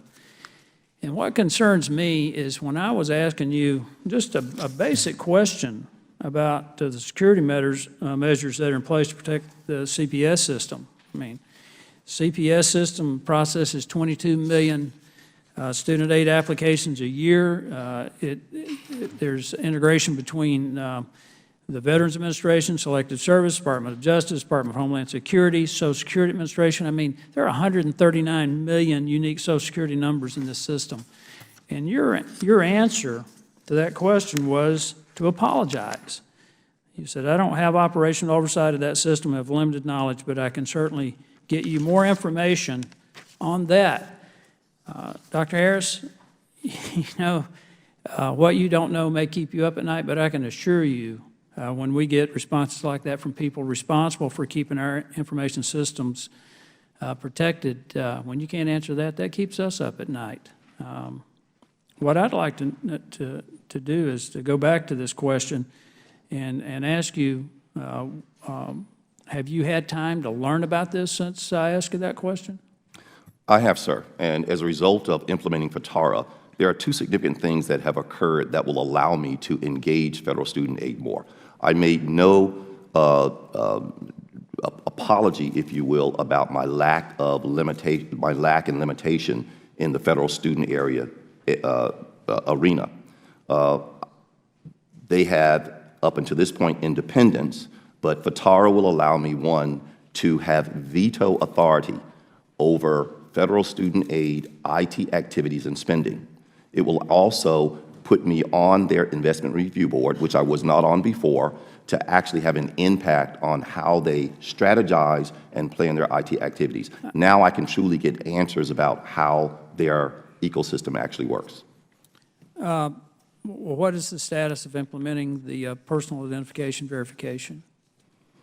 The PIV? The PIV. We are at 95%, and the one vendor that we talked about is in the federal student aid ecosystem, and we're hoping to be, our plan is to be 100% by March, once that vendor segments their architecture. You also made a point that you weren't able to give me an answer on that because you didn't have operational oversight, and I think you may have mentioned that it was performance-based organization. Can you describe the department's oversight of the PBO's information security activities under FISMA now? Yes, under FISMA, they follow the same guidelines that the rest of the department follows, and that actually does flow up to me. And that is exactly why we stood up the team, the senior team, to actually ensure that all of the lines of FISMA are on time and are met. How many of these,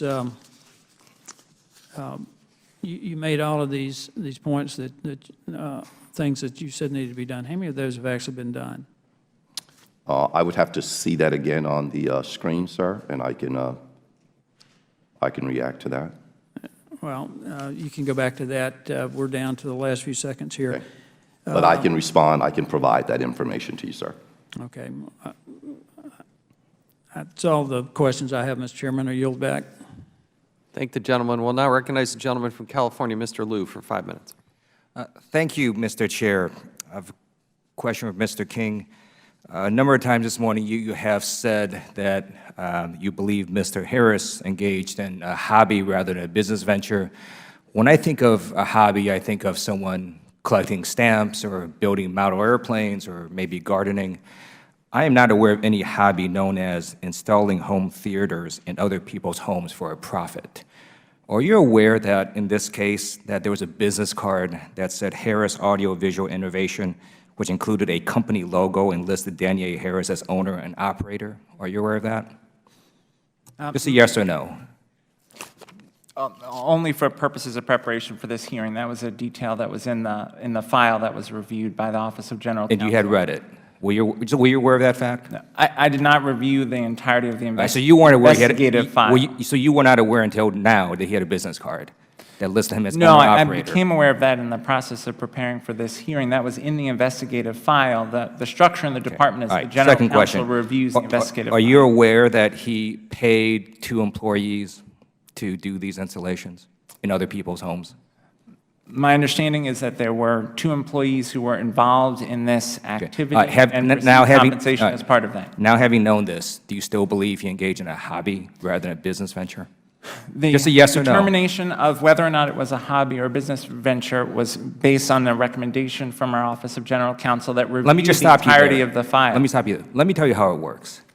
And I know something about this because I was an active duty JAG in the military. I'm still in the reserves. I'm a military attorney. The way it works in government, attorneys give advice. You make the decision. Attorneys don't make the decision, you do. And in this case, I want to know your view. Now knowing these facts, did he engage in a hobby or a business venture? I credit the judgment of our General Counsel. All right, let me tell you how it works. You are not a rubber stamp for your attorney. That's not how it works. And if you think that's how it works, then you need to reevaluate. So let me shift another line of questioning based on what Chair Chaffetz had mentioned about violating a law, rule, or regulation. Outside this bubble of Washington, D.C., the rest of America would view what Mr. Harris did as violating a law, rule, or regulation. For you to not find that was simply an error. It was a mistake, because your job is not to protect Mr. Harris.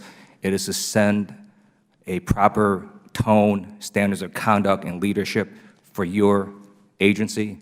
And you have now sent the message that you can operate a business venture, not report that on your ethics forms, not report the income on your tax filings, and that does not violate a law, rule, or regulation. That's simply ridiculous. And you cannot use a shield of relying on some recommendation of an attorney. It is your decision, it is your job to make the correct decision. You made the wrong one. I now have questions for Mr. Harris. And Mr. Harris, I'm going to ask you something related to cybersecurity now.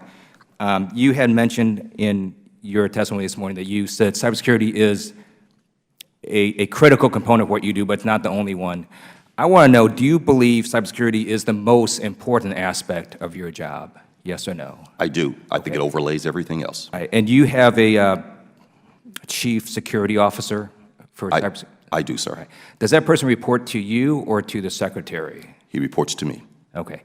So some private sector companies have either reversed the order of having the chief information officer report to the security officer, or had the chief security officer report directly to the secretary. What do you think of those models?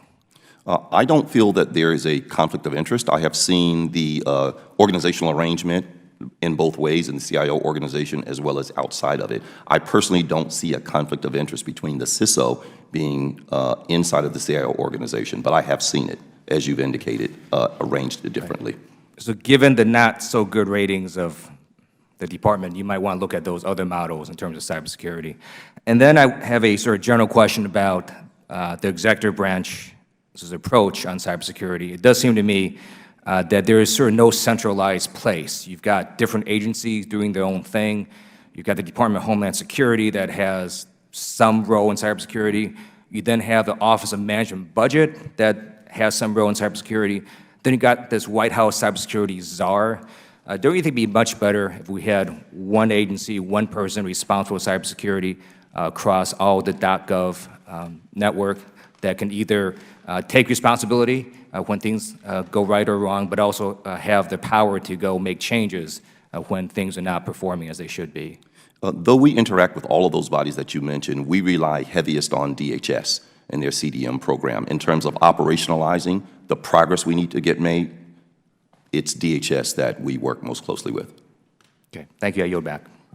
Before the gentleman yields back, to ask unanimous consent to enter two documents into the record. One is a memorandum from Mr. John King, who's sitting before us today, to Aaron Jordan, Assistant Inspector General for Investigations of June 23rd of 2015. This is where he says, overall, we found no violations of law or regulation. Further, in finding one, he said, it does not appear to support the conclusion Mr. Harris violated any law or regulation or any standard of ethical conduct. Any standard of ethical conduct. That's, you want to get to the heart of why we're here today? It's that. I also ask unanimous consent to enter into the record July 9th, 2015. This is to Danny Harris from Susan Winchell, follow-up ethics guidance. And without objection, we'll enter these into the record. This document gives us huge concern, given that Ms. Winchell's conclusion was that it is the employee's responsibility to ask, and really what you should do is just ask next time. And quite frankly, we don't know, Ms. Winchell, why we should even hire you if that's just your advice, because that's not, there's no enforcement. This is the concern. We'll now recognize the gentleman from North Carolina, Mr. Walker, for 5 minutes. Thank you, Mr. Chairman. Last November, Mr. Harris, I believe we had a conversation, and I asked you regarding remote access management and the two-factor authentication at the department. And this is an important point for me, I guess for all of us, because this is the first time this has happened.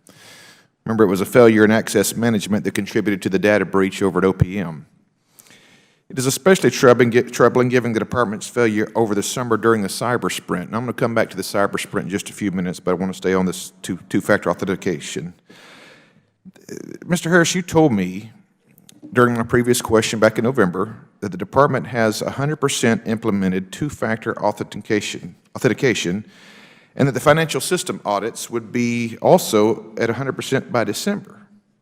However, according to the Inspector General, and this is from the FISMA audit 2014, end of year, it says in some instances, although the department said it completed a recommendation, we continue to find that the corrective actions were not implemented.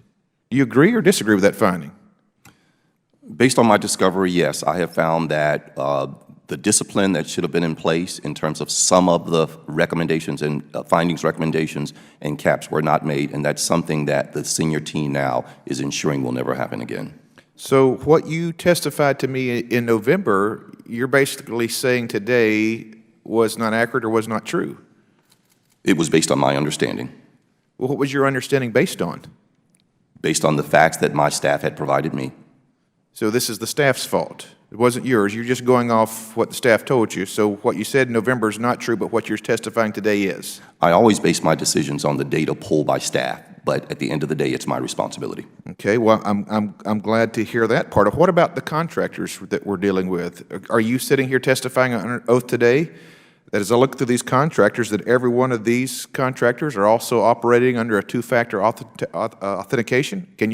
Are you saying that's the case as well? We are saying that is the case. So the 95% is based on what we are doing internally as well as the contractors are doing. You also stated that the department's two-factor authentication is at level 4 in terms of the level of assurance according to the NIST authentication guidelines. Is that correct? That is correct, with the exception of those that use PIV-I. Okay. So if that's the case, then you're not employing two-factor authentication, but the department is also employing the highest level of assurance for 100% of all its users. That's that's the goal right here. That is the goal, sir. Okay, all right. Well, here's the issue in coming back to this cyber sprint, okay? In this summer, 14% minus. And then within a few months, you have secured 100%. How in the world does that happen over that short period of time? More times than not, it's about configuring the system, issuing PIV cards, and turning that on. But why didn't you do that earlier then? I think the technical challenge for the vendors that implemented this and maintained these systems was larger than we anticipated. Well, it appears to us that it's only when the light is shown on the deficiencies, or you start bringing these grades of concurrent Fs, that you're willing to do something. Mr. King, you're fidgeting over there. You're wanting to jump in. What do you have to say on this? Yes, sir. So the department had previously used a level 3 goal. That goal was changed to level 4. And I joined the department in January 2015, began meeting regularly with the team on how we might improve our cybersecurity. After the sprint, we began meeting weekly to ensure that we would get to level 4 across the agency. In the federal student aid area, we have a number of external contractors. They use PIV-I. In order to get to 95%, we needed to amend nearly 60 contracts, which we did with external vendors, provided technical assistance to those external vendors. That's why we're at 95%. So I just want to convey again the urgency that we brought to this matter throughout my time at the department. Yeah, you've been conveying, and almost to me, you're trying to cover here. I think the Congresswoman from D.C., Ms. Dorton, really brought it to a point here, saying there's no consequences for the actions. The people get scored, your grade didn't change at all, you're still getting high marks, and I think it's the irony of this is education. So what in the world are we teaching our children? There's no consequences for their actions? Mr. King, you're still defending the actions like this is no big deal. I don't understand that. I want to ask you right now, I want to come back to this. Under oath, are you still saying to me and to this panel and to the American people that you do not believe that any standard of ethical conduct was breached? Is that your testimony? My testimony was that I saw significant lapses in judgment, that I counseled That's what you said. Do you believe that today or not? Yeah, I believe Do you believe that any ethical standard of conduct was breached or was broken? I do not believe there was a violation of law or regulation or policy of the department. However, I do believe there were significant lapses in judgment. I counseled Dr. Harris on those. That was the 4th counseling that he received on that matter. Lapses of judgment, ethical conduct, those two merge at all, or are those two separate things? You sit here today and you blame it on your general counsel and lawyers for not taking a position of leadership and holding the people accountable. No, sir. Do you understand why the American people are frustrated with this? I disagree with that characterization. I took it very seriously. It's why I engaged in additional counseling of Dr. Harris. It's why I asked that the counseling that he'd received from the ethics officer to be put in writing. You took it very serious. What actions did you take toward Mr. Harris? I engaged. My time has expired. I'm sorry. I have to yield back. Again. Thank you, Mr. Chairman. Don't worry, we're going to keep going. We're going to be here for a while. Mr. Clay, Thank now you, recognized Mr. for 5 Chairman, minutes. and let me take a little different tack here and say that, look, I appreciate all federal employees' service to this country. And I'm sure that Secretary King and Mr. Harris also take their service to the people of this nation seriously. Having said that, let me ask Secretary King and Dr. Harris, the standards of ethical conduct for federal employees states, and I quote, "Public service is a public trust." Would you both agree that federal employees must be held to the highest ethical standards? Mr. Yeah, King? absolutely. Yes. Mr. Harris, okay. Mr. King, in your June 23rd, 2015 response to the IG's reports of investigation into the CIO's alleged misconduct, you stated, and I quote, "We found no violations of law or regulations." Is that correct? That is. The U.S. Attorney's Office has also declined to prosecute Dr. Harris and has closed its investigation. Is that correct? That is correct. However, there may have been violations of the standards of ethical conduct. So let's take a closer look at the IG's findings. Ms. Winchell, the IG found that Dr. Harris used department email to conduct his outside business. Wasn't Dr. Harris's misuse of emails a violation of the ethics code prohibiting employees from using government property for non-official business? Yes, the standards of conduct provide that employees may not use government resources for other than an authorized purpose. Authorized purpose is not defined by the rules. In this context, the authorized purpose would be defined in a department policy that permits a certain amount of personal use of government equipment and resources. I reviewed the record, and my review of the record was I didn't think it was clear whether this activity was a hobby or a business. It is true that there was a business card. It is true that there are written proposals for AV installations, but it's also true that this was never formed as a business entity. It never had a business license. It never had a separate bank account. Several of the people that were familiar with it referred to it as a hobby, and several people referred to it as a business. If it's a hobby or a personal activity under the policy, then a certain amount, a de minimis amount of personal use of government resources is permitted. My review of the record is that there were 11 emails related to these businesses over a 3-year period, and it seems to me that that comes well within the boundary of de minimis. If, on the other hand, this was considered a business, it would be strictly prohibited under that policy to use government resources. At the time that I gave Dr. Harris the counseling, I advised him that it was prudent to consider any activity that would generate income such that it needed to be reported on a financial disclosure report as a business, regardless of any other factors. Sounds to me like a hobby. Let me also say that you also found that Dr. Harris did not report on his tax returns the income he received from his car detailing and home theater installation businesses. Ms. Winchell, wasn't Dr. Harris's failure to report income a violation of the ethics code requiring federal employees to satisfy their tax obligations? Well, of course, it concerns me greatly when information is omitted from financial disclosure reports, but occasionally employees omit information inadvertently. In this particular case, looking at the totality of the circumstances, it is a violation to willfully fail to provide information. But in this case, the record reflects that his wife actually queried a tax lawyer about whether the income was reportable on his income taxes, and they received advice that it was not, which I take to mean he also thought it didn't need to be reported on his financial disclosure report. The advice was wrong, although they relied on it, and it was remedied after they realized it was a mistake. Okay, fair enough, and they corrected the record. Secretary King, the ethics code also requires federal employees to avoid the appearance of impropriety. Wouldn't you agree that any appearance of impropriety involving the department's officials and employees cannot be tolerated? Absolutely, and that was the focus of my counseling with Dr. Harris. All right. Thank you for your response. And, Mr. Chairman, do I get any extra time?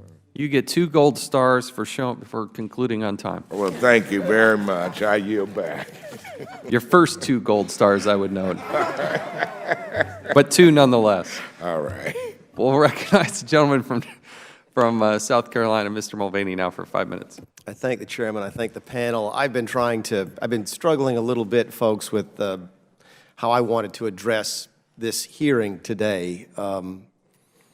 Because the purpose in my mind, and I only speak for myself, not for any of the member, and not the chairman or the ranking member, the purpose in my mind, Mr. Harris, and several of us have referred to you today as Mr. Harris.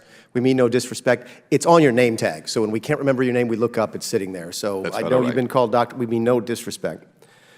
I don't think, at least for me personally, the purpose here is certainly not to try and get you fired. I think that's important for you to know that. In fact, for me, it's not even to drill down into the details of your car detailing business hobby, the audio, video. As objectionable as I may find that at a personal level, I don't think it was a bad decision by you and some bad judgment. At some point, I think I have to recognize that Congress cannot be in the job of micromanaging the CIO position and vis-a-vis ethics at the Department of Education. Might not like it, doesn't make us happy, but really not our business.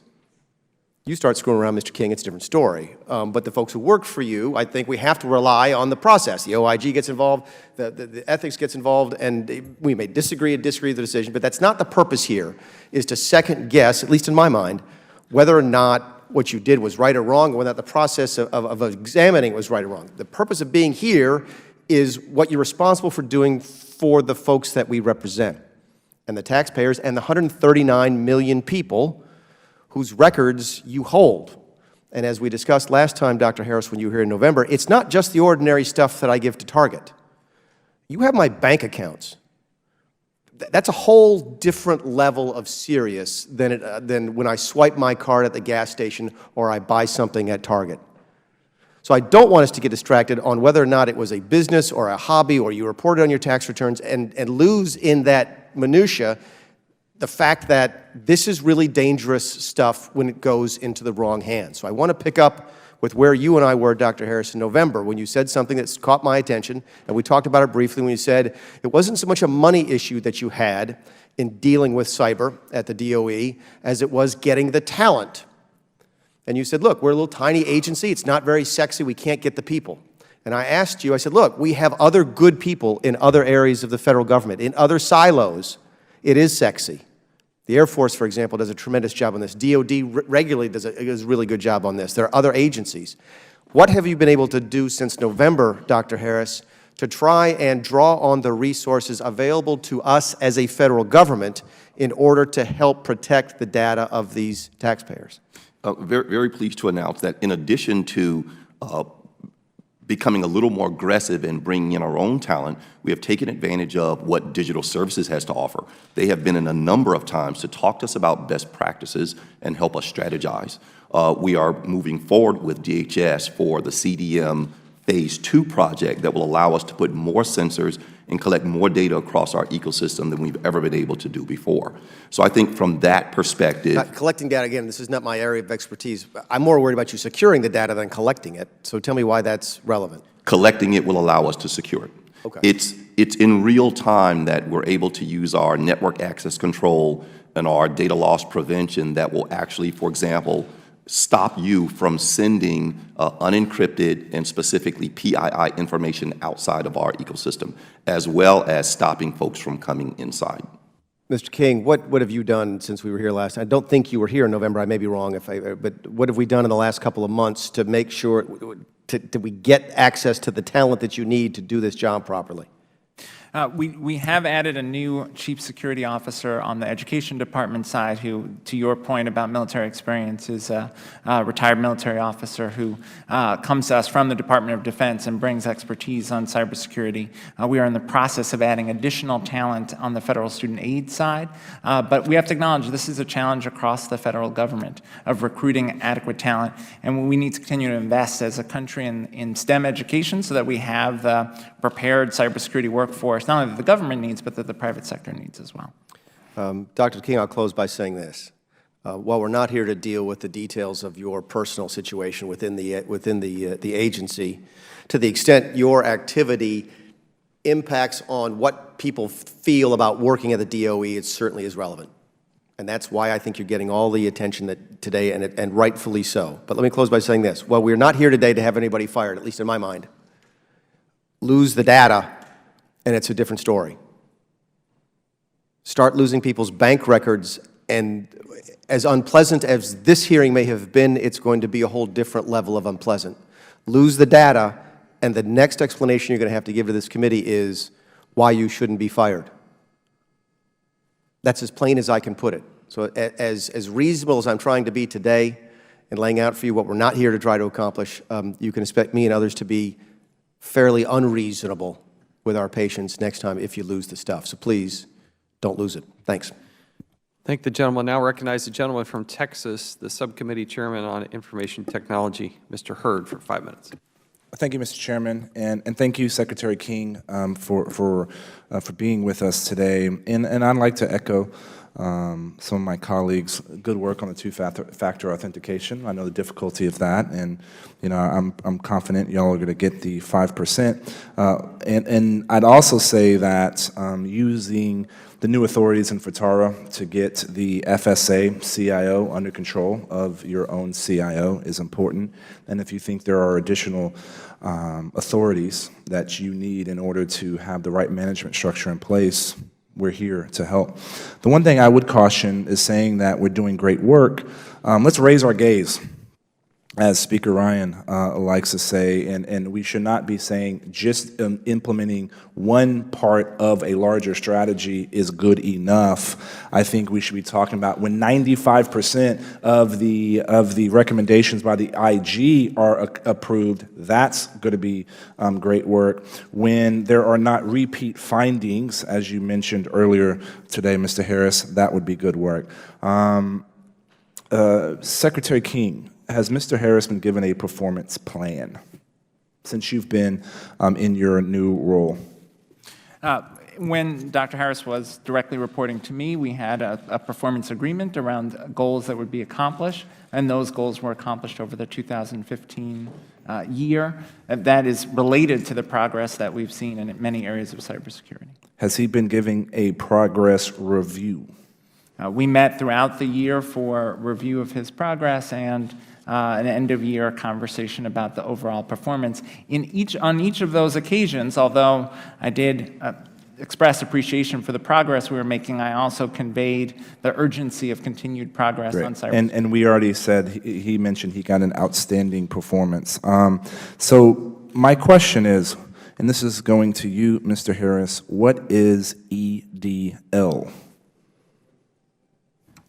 EDL, which happens to have PII, is an investment that is an education locator. It allows the public, it's public-facing, it allows the public to reach out to anyone in the Department of Education that they need to reach. And they are putting PII information in that? It's PII, but... And this is not FSMA compliant, is that correct? That is correct, sir. It is PII, but we consider it low level. In other words, with the name and phone number, we consider it PII, but it certainly doesn't include Social Security numbers, bank information. So on the one hand, it does not have an ATO, and we are pushing it to get an ATO. When will you get it done? We're looking for the end of next quarter. Great. 54 software programs that y'all are using are no longer supported by the vendor. Why is that? To a large degree, many of the systems owners of these tools, sometimes it's an OS, sometimes it's an application or a middleware, simply didn't have the funding to upgrade them, or from a mission perspective, decided that it wasn't. So what do you need to do in order to fix that problem? We are looking to do three things. We're looking to either upgrade or retire 90% of those by June.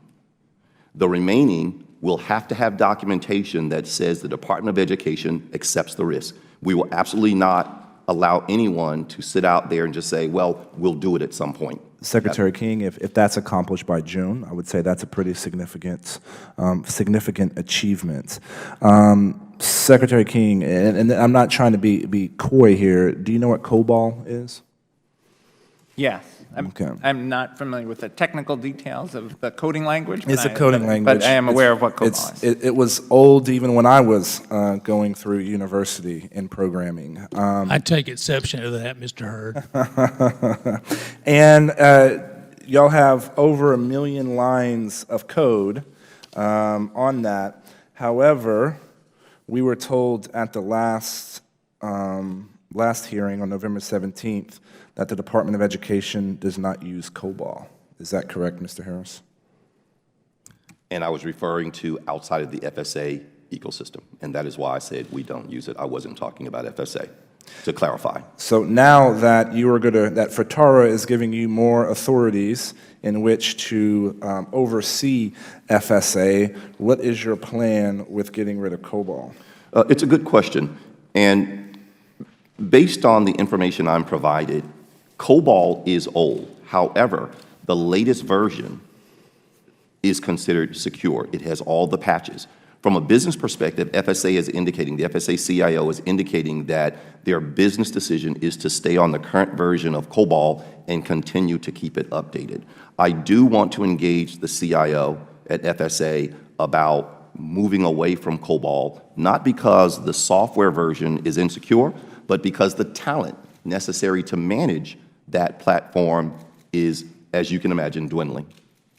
And I'm going to echo my colleagues from South Carolina's comments, is that in months from now, if these 54 programs, we don't have a plan on getting rid of them, if we don't have 100% achievement on two-factor authentication, we should be asking larger questions here. And with great responsibility comes great accountability.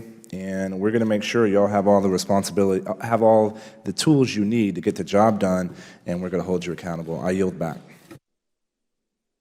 Thank the gentleman. Now recognize the gentleman from North Carolina, Mr. Meadows, for 5 minutes. Thank you, Mr. Chairman. Dr. Harris, let me come to your opening statement. In your opening statement, and I quote, "Others viewed my conduct as questionable," close quote. So I guess the fundamental question here today is, if others viewed it, did you view your conduct as questionable? Congressman Meadows, I would not waste any more of your time suggesting that my behavior represented poor judgment.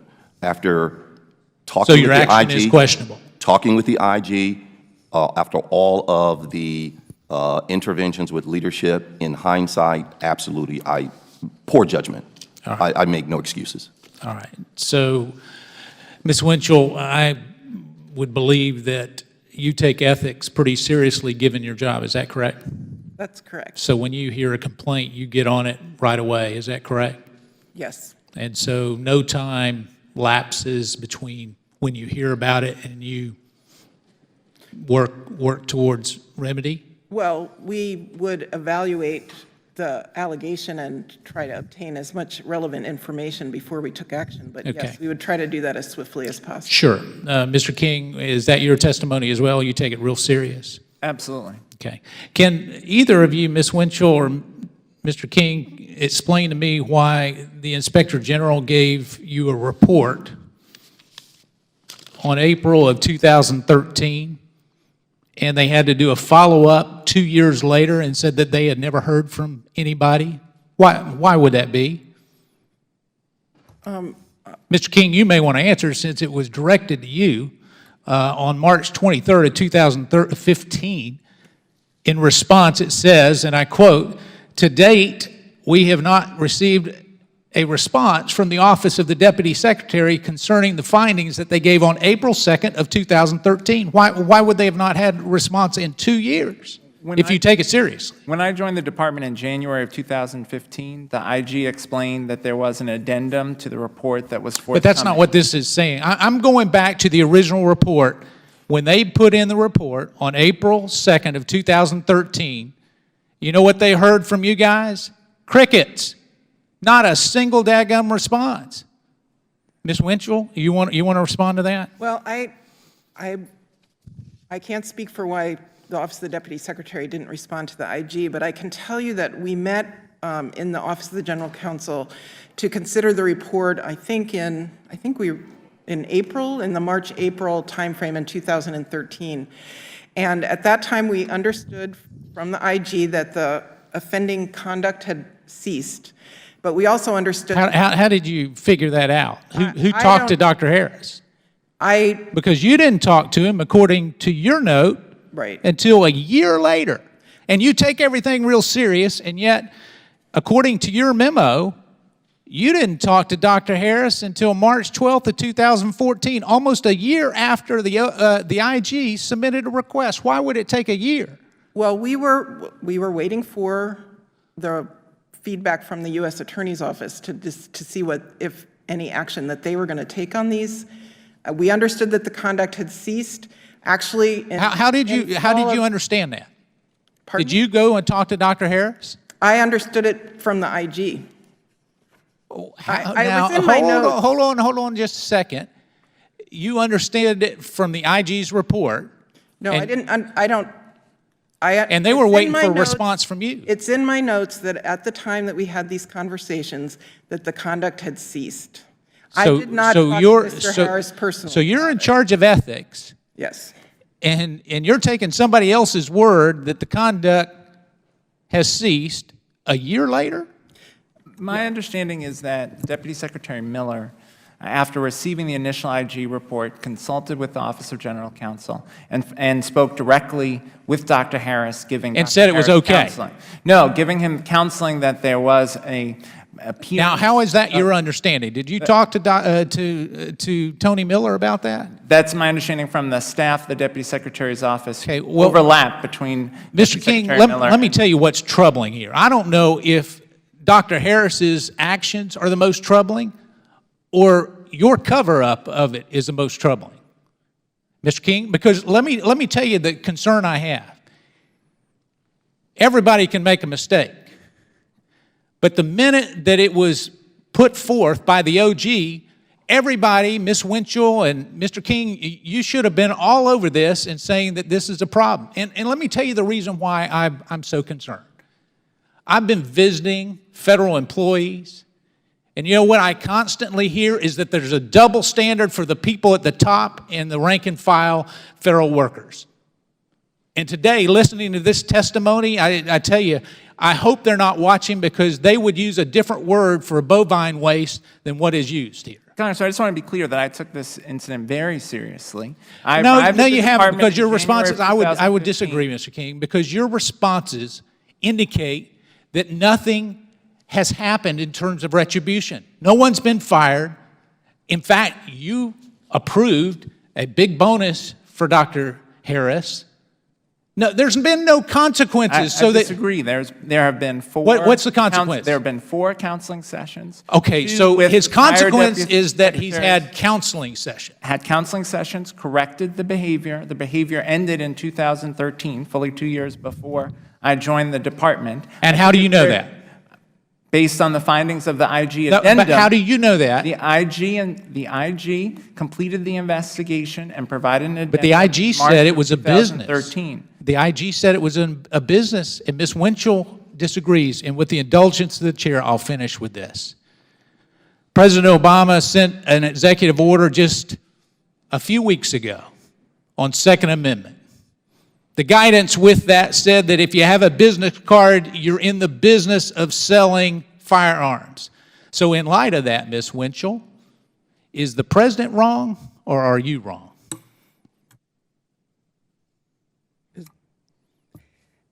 I still think that according to the information in the report, it is not clear whether this was a business or a hobby at the time that I reviewed the report. Everybody else is very clear. I'll yield back.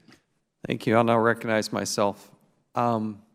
Ms. Bruce, how long have you been in the Inspector General's office? I've been doing this kind of work for over 30 years. I've been in specific Office of Inspector Generals for the last 20. To the best of your recollection, just in general, how many criminal referrals have you been involved and engaged with during that time? Well, I was an auditor, so I wasn't specifically in investigations, so I wouldn't have been involved with those types of things. But since you've become more senior, yes, how many have you seen? How many have been coming out of the Office of Inspector General?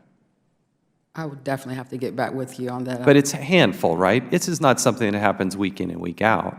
So when you said criminal investigations, you or mean... criminal referrals to the Department of Justice. Criminal referrals. Well, we have many criminal referrals to the Department of Justice because we don't know whether it's going to be tried criminally, civilly, or administratively. So we have plenty of those. And so when you do that, you have come to a finding that you believe is fairly serious. If we can put up the slide, this is of the potential violations here.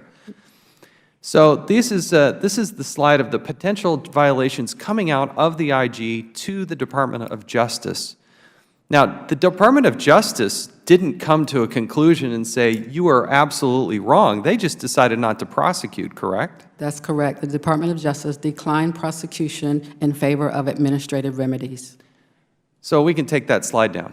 Mr. King, this is one of the problems.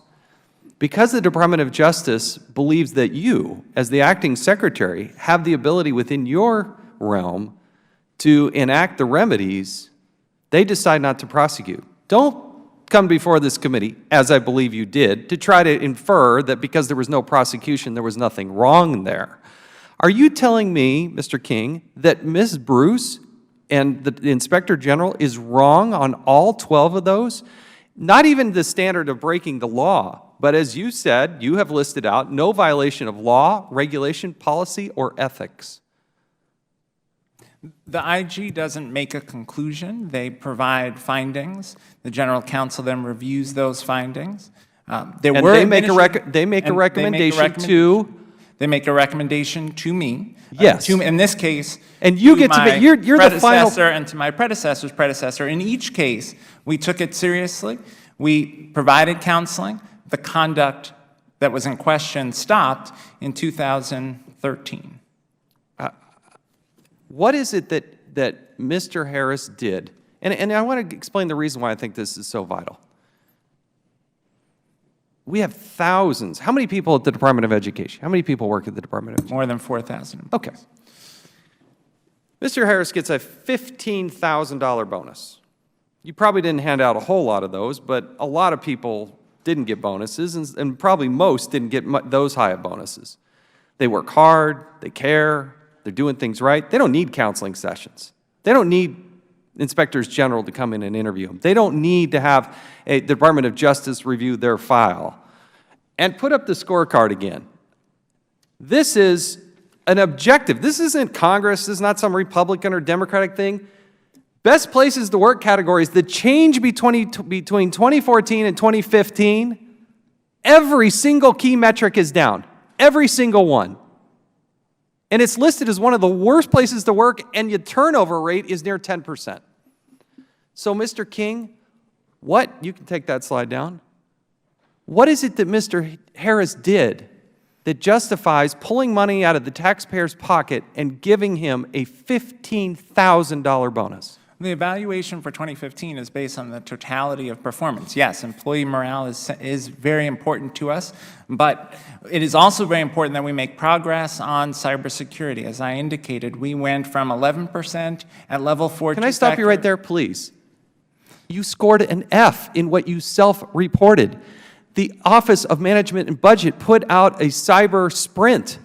You were one of, I think, 3 or 4 agencies that scored a negative. Everybody else bolted ahead. So and over the course of the 2015 year, we went from 11% to 95%, making dramatic improvements. We are also and every single metric was negative. Every single one. The problem is, Mr. Harris has been in charge. You could say, well, it was so bad at 11% that we had such great improvement. The problem is he's been in charge since 2008. It's not like he just inherited this and he hasn't had a few months to fix it. What specifically did Mr. Harris do to justify the Congress appropriating people's money, $15,000? Again, cybersecurity is one aspect of his performance, but on cybersecurity, he co-led an effort with our FSA CIO that involved amending nearly 60 contracts in order to ensure that all of our external vendors are at level 4, two-factor authentication. We made dramatic progress there. We are resolving FISMA audit findings. We're making progress on cybersecurity. We also have a variety of other technology efforts, replacing outdated technology systems, improving services to employees. The overall performance of the CIO in 2015 was strong. I can't speak to prior evaluations of Dr. Harris's performance. What I can speak to is the progress that we've made since I joined the department in January 2015. Again, you're looking at an Inspector General report that comes out mid-year, criminal referrals, every single metric's down. 10 systems still to this date with expired authorities to operate. 1 has PII information, 54 unsupported software systems. You have an Inspector General who can go in there undetected into the system. You have the 139 million Social Security numbers, and this guy gets a bonus. This is why we have zero confidence in you, personally, zero. Now, I want to ask you a few more things, because I'm telling you, this bothers me to no end. Mr. Harris, you gave a loan to one of your employees, correct? Correct. Has that been repaid? Yes, it has. When?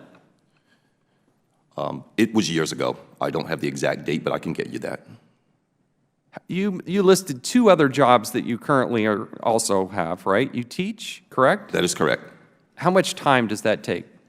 I teach at night, and I do it on my own time. And if I may, in context, talk about my role as CIO. My average day is 12 hours, and my superiors and colleagues and customers call me all times of the night and weekends. If you look at my leave balances, I am rarely away from the department. So yes, I do work a lot, but I am very passionate and very serious about my job. What is the other job that you have that generates income? There's another one. I just teach, that's it. But you had, before, you were working for the city of Detroit, correct? I did a short consulting stint with Detroit, both the city and the school system in a different year. And how much time did that take? Very little. I would be in Detroit maybe once every other month, and then I would work remotely. I was simply consulting them on their IT strategy. So very little. Ms. Bruce, let's go back to this. Do you believe, does the Inspector General's office believe that this was a business or a hobby? The Office of Inspector General found business cards, a logo, paid employees. We do believe that it's a business. And were those paid employees subordinates of Mr. Harris? Yes, they were. Is that a violation of policy? I'm asking for your professional opinion here. So when you say violation of policy, I will answer it this way. When you speak of 5 CFR 2635, 5012, 701, 702, and 704, you have to make sure that you're not giving the appearance of impartiality or misuse of position. Mr. Harris, who is Christopher Claiborne? He works in the CIO organization. So he works for you? He is several layers under me, but he works in the organization. I do not supervise him. He's in your organization. You're the boss, right? If you came into his office and said, do this, would he do it? I do not supervise him. Come on. Seriously? He works where? He is his title, as best I can tell, Christopher Claiborne, and I don't mean to bring him into this. I'm sure he's a nice guy, but I'm sorry to have to invoke his name here, but you're just not being candid with us. He's an operations manager, Office of the Chief Information Officer, correct? That is correct. I just wanted to be clear that I don't supervise him directly. Have you asked him to do work for you? I have not. He has always asked me to be involved. In what? If I had a project that I was doing and he wanted to learn, he would ask me. In your outside business, was he involved? I didn't have an outside business. It was a hobby. So when he sends this email dated November 6, 2009, saying, if you have time, I'd like to talk to you about one. This is $1 million home in Beechtree. I'd like us to complete, talking about leather chair recliners for a theater, complete bar area. I can go on. I sent you pictures. He's doing all that. You're just telling me, how does that come about? He's just involved with you in a hobby? Absolutely. Really? It's something we enjoy doing. And you're his boss. You're ultimately in his office. Yes. Mr. King, you think this is acceptable? Again, after reviewing all of the information, that was provided, there was not a violation of regulation or law or policy. I was, however, concerned about the potential appearance of impropriety, and counseled Dr. Harris to that effect, as did my predecessor and my predecessor's predecessor, as did our ethics officer. And as we've discussed previously, the activities ended in 2013. Was it unethical when it was happening at the time? If nobody said anything and it was continuing today? Is that unethical? Again, it was a lapse in judgment, and I counseled Dr. Harris to that effect. So good judgment would have said he wouldn't have done that. Unethical judgment would have said, where's the line here? Come on, you got 4,000 employees. They're all watching this hearing. Explain to somebody who's there and says, you know, my boss has a business and a hobby, and you know what? I bet if I help them make money, that might help me. Is that a reasonable conclusion? Where there's an appearance of impropriety, it is bad judgment. I counseled Dr. Harris to that. What if there is actual impropriety? In this case, based on the findings of the IG report that were provided to our Office of General Counsel and our review of those findings, the review that was conducted by Deputy Secretary Miller and then by Deputy Secretary Shelton, by Ms. Winchell, and then my review of their findings, there was not a violation here of law or regulation or policy. There were lapses in judgment. Dr. Harris was counseled on those lapses of judgment 4 separate times, and the behavior, the activities Do you ended. really think that Ms. Bruce and the Office of Inspector General made a criminal referral because they believed there was no violation of law, regulation, policy, or ethics? They provided information to the Department of Justice, and the Department of Justice chose not to proceed based on the information they received. That's what was summarized in the addendum that I received in March of 2015. We'll now recognize Ms. Plaskett for as much time as you like. That's very generous of you, Mr. Chairman. I won't forget that. Thank you. I just wanted to go back and ask some more questions. And this is really about the past conduct, the allegations concerning the past conduct. Ms. Winchell, in your testimony on today's hearing, you stated that in the time you reviewed the Inspector General's 2013 report, your understanding was that the activities had already ceased and that the matter had been referred to the U.S. Attorney's Office for investigation. Is that correct of your understanding at the time you reviewed the Inspector General's April 2013 report? That's correct. Okay. And Dr. Harris, had you stopped the activities at issue before the IG issued the April 2013 report? Yes, the last activity I had was 2012. Last activity, what would that activity have been? My hobbies. Okay. And that would have been the detailing and the home technology, the theater. That is correct. I still detail, but I do not accept compensation. It is still a hobby of mine. Okay. And I understand that you had, and then going back to a contract with eSource Technologies, it's our understanding that you have a personal relationship with the president of that company, a contractor for the department, and the IG's report references a contract awarded in 2004. What was your position in 2004 with the Department of Education? In 2004, I was the deputy CFO, and I was not a personal friend of that vendor then. I knew him, I knew of him, as I do other vendors, but I was not a personal friend.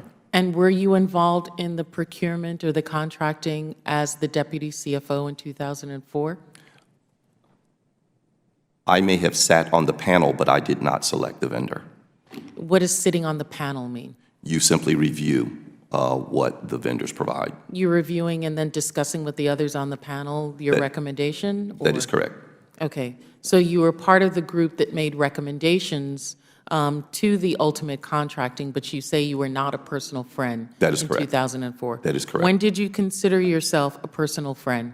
Approximately 2008, when I moved into the same area where the vendor lived. And did you have any contact with the vendor between 2004 and 2008? I'm sure I saw him as a result of him having business at the department, but I didn't, our families weren't friends, we didn't travel together, we didn't. So you did that after 2008? When you say you After traveled, 2008, yes, we became friends. You traveled together, Absolutely. your families? Absolutely, and we were friends. That friendship was started because you moved into the area, or he moved into the same area? I moved into the same area, and we realized that we lived in the same area because we ran into each other in the area. Okay. And then, Ms. Winchell, in your testimony, you stated that it's not clear that a close personal friendship had formed at the time Dr. Harris was involved in activities relating to the owner's company. That's correct. Can you elaborate on that? What did you mean by that? Well, you know, we all create friendly relationships at work, and the way the rule works, actually, the rule doesn't include friendship as the kind of relationship that necessarily gives rise to a conflict. And the Office of Government Ethics did that fairly deliberately. They provide a process that you can go through to evaluate whether the friendship would give rise to a appearance of a conflict of interest, basically evaluating whether a reasonable person would question your impartiality if you were to work on a matter involving that individual. So when I'm looking at these questions, and employees do call me from time to time about whether or not they should work on something that involves a friend, I'll ask them a series of questions like, have you gone on vacation with this friend? How long have you known them? You know, sometimes you have people that meet their significant others. Technically, this rule doesn't apply to them until they're actually sharing a household, but obviously, that's an important thing to know. The report of investigation, the only evidence there is in the report of a close personal friendship is when the vacations occurred, which was, I believe, in 2000 in or around 2010. Before people go on vacations together, they're usually eating and socializing and everything else before you rise to the occasion that I think I can go on a personal vacation. That's true, but there's So you don't think that there was a personal relationship before they went on a vacation? Well, I think there probably was, but there's no evidence of that. Did you ask the questions? Well, Dr. Harris has said on several occasions that the close personal friendship started in 2008. Did you ask the questions?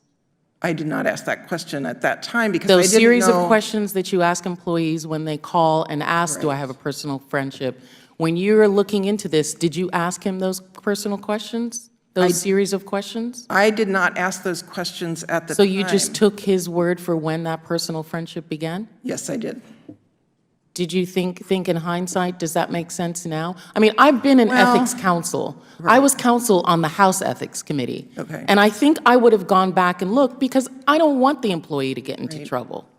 Not that I'm just trying to cover myself, but that I don't want him to get into trouble. I certainly appreciate your point, and I think at the time my thought process was that the friendship had ended, so I wasn't concerned about the ongoing implications of that friendship. But I think you're making a valid point. And so if you were to ask those questions now, do you think there may have been some overlap in time period when there was a personal friendship and he had involvement with this, so that the 2013 date may not be the hard date that we should be looking at? Well, the hard date that I was looking at for when the friendship became a close personal friendship was 2008 to 2010, and the activity involved in his participation in the contract was prior to that time. Okay, and why did you say his activity was prior to that time? Does he not still have an ongoing contract with the Department of Education? There may be an ongoing contract, but there's no ongoing friendship at this point. In order for the appearance problem to exist, there has to be both, you know, the rules are about, this particular rule is about whether or not you have a personal interest or friendship on one hand and an official duty on the other hand. And at this point in time, the friendship doesn't exist. And as I understand it, he also doesn't participate in these contracts. The president of the company no longer participates in the contract? No, Dr. Harris no longer participates doesn't have a role in the implementation of the contracts. Ms. Bruce, do you, and you know that, Ms. Winchell, how do you know that? Well, the only participation that's detailed in the report is from 2004, 2005, 2006. If I can, yes, if you gentlemen would yield, there are still contracts that this company has that you have a responsibility for, right? I mean, you're the CIO. They are contracts with the Department of Education regarding CIO issues. But I do not have responsibility for the acquisition How can you claim you process. don't have responsibility when you're the Chief Information Officer? Those contracts are still outstanding, Ms. Winchell. They're still there. They're still in place. They still get money from the American taxpayer via the Department of Education. Sir, if I may, the way the department is organized, and most agencies are organized this way, when it comes to acquisition, not just the selecting a vendor, but the payment of those vendors, that is completely removed from the CIO's organization. It is purposeful. There is a firewall between me and any contract activities, and so I can't influence in any shape, form, or fashion. Now, as CIO, I do set IT strategy, but I do not select vendors, products, or services. But you did, according to the Inspector General, previously engage in the selection. Okay. According to the Inspector General, there was one contract where another company's proposal was, quote, significantly greater than the proposed by other offerers, end quote, and that the IG writes that the decision was changed to go to your friend William Hall's company, quote, based on, at least in part, on input from Mr. Harris, end quote. That had to have been 2004, and I had no friendship with that individual. You've gotten promoted since then, and the contracts continue.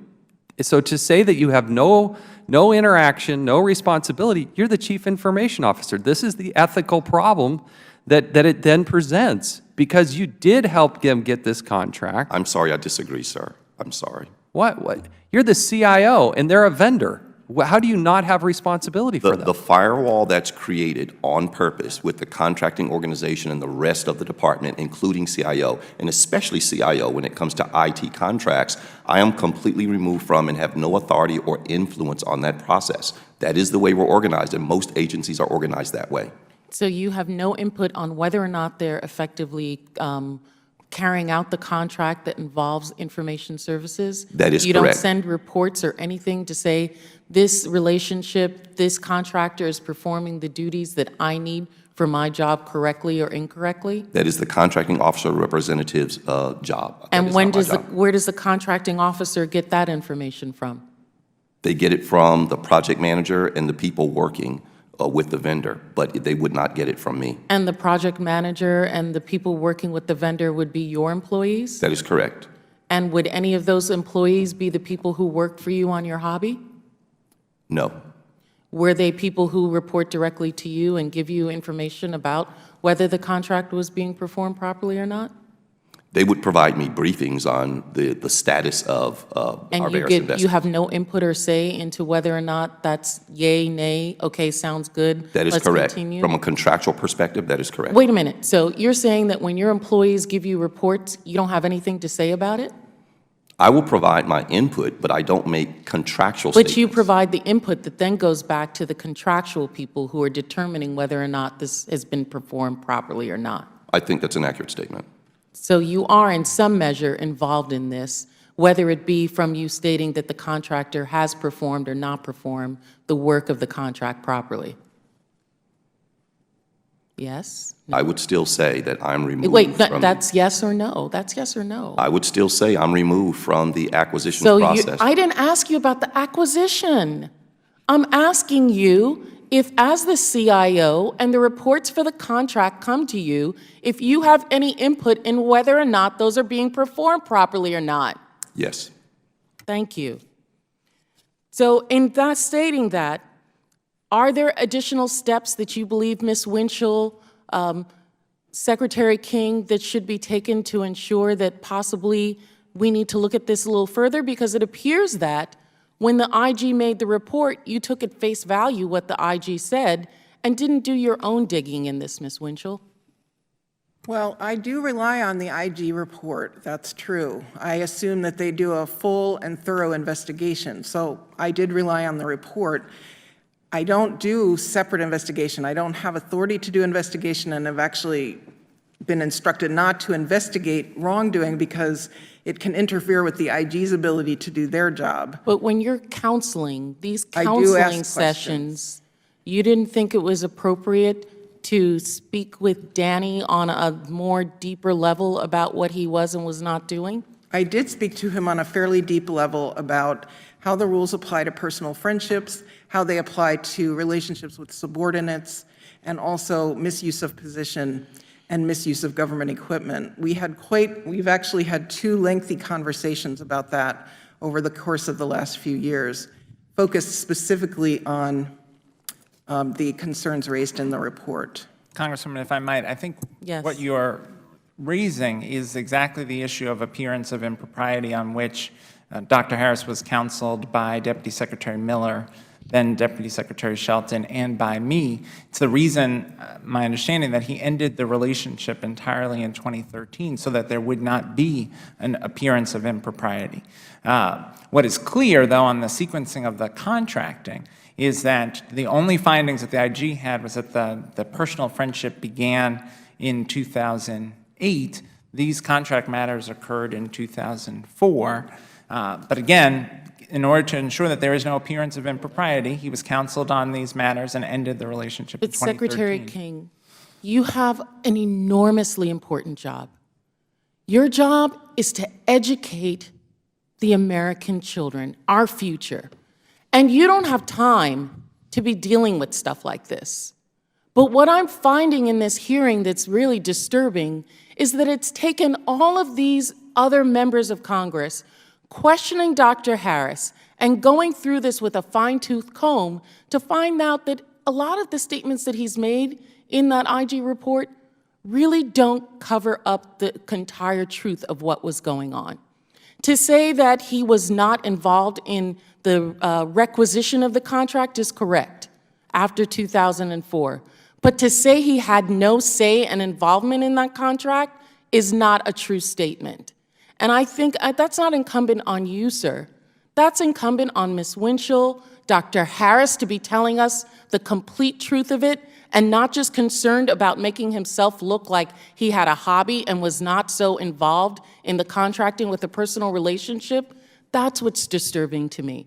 Because this is not your job to do. This is Ms. Winchell's. This is the IG. This is those counsel that you relied on to ask these more substantive questions. And obviously, unfortunately, almost cross-examination of Dr. Harris to get to the truth of the matter. Now I recognize the gentleman from North Carolina, Mr. Meadows. Mr. King, so let me make sure I'm clear. Your testimony here today is that there has been no ethical breach by Dr. Harris. That's your testimony. That there's been no violation of law or regulation or policy of the You department. know, you keep but going back to there have that. Is been- that what the general counsel told you to respond every time you're asked a direct question, is to respond with that? Is that what your counsel told? That's my response to the So question there that is you no were asking. there is no ethical Again, challenge? there is no violation of a law or a regulation Okay, or policy of the if that's the case, I got good news for you, Mr. Harris. You can go back to doing whatever you darn well please, because what he's saying is there's no violation. Congressman, No, that's what you're saying. No, respectfully, what It's I'm a saying is circular that there- reasoning. no, You're saying it's not. Why did you stop, Dr. Harris? If there was no violation of ethical standards, why did you stop? In hindsight, and after getting counseling, I realized the appearance is not good. All right, so let me ask you this, Mr. King. Why did 3 different secretaries counsel Dr. Harris? If the first one took, why was there a need for a counseling in the second one? Why is there a need for the third one? The evidence is If that it was the done on 2013, according to your testimony, everything was over, why did everybody keep following up with Dr. Harris? If there's no violation of ethics or anything else, why would you have embarked to counsel him again? The evidence is that the initial counseling was effective and that the activities ended in So why did you waste 2013. your time? But both my predecessor and I believe that high ethical standards are of the utmost important. And So he did importance and violate wanted- ethical standards. No, and wanted to convey. You can't have it both ways, Mr. King.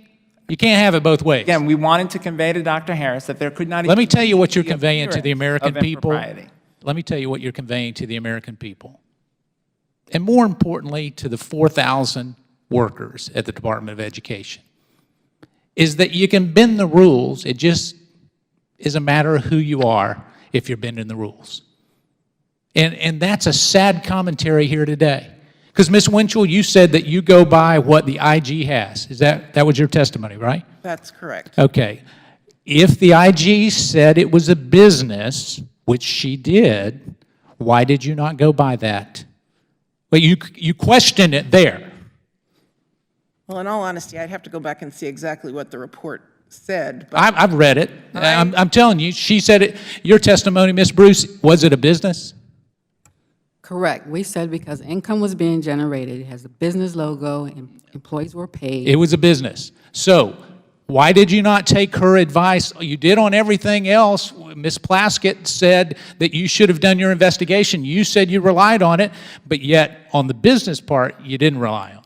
Well, I relied on the facts that they provided and on the breadth of their investigation, but I did not rely on the conclusions that they reached because I thought their conclusions were wrong. But that's not what you said, Ms. Winchell. In answering Ms. Plaskett, again, you're using circular reasoning. You said that it was the IG's assumption that he was either innocent or guilty, and so what you did was took their words and then you came to your own conclusion? Is that what you're saying, without an investigation? I came to my own conclusion based on the facts that were provided in the investigation. All right, so Ms. Bruce, Mr. Harris paid 11 employees? Was your testimony? I may have missed that. No, 2 employees. 2 employees. So he paid 2 different employees. Yes. Mr. Harris, was a 1099 filled out or a W-2 filled out for those 2 employees? No, sir. So did they make over $600? I don't believe so. You're under oath. Neither of them made over $600. Were never paid over $600. One may have made over $600. I don't believe the other did, but I would have to look at the record. So aren't you required to do a 1099? I mean, if they're working for you. As I indicated, it was just a hobby. Okay, so you told me it was just a hobby, and so now your detailing operation is just a hobby. Is that correct? Absolutely, and I make Okay, well, I have 2 cars. When can I sign up? If it's a hobby, I mean, I'd love to bring my cars and let you detail my cars.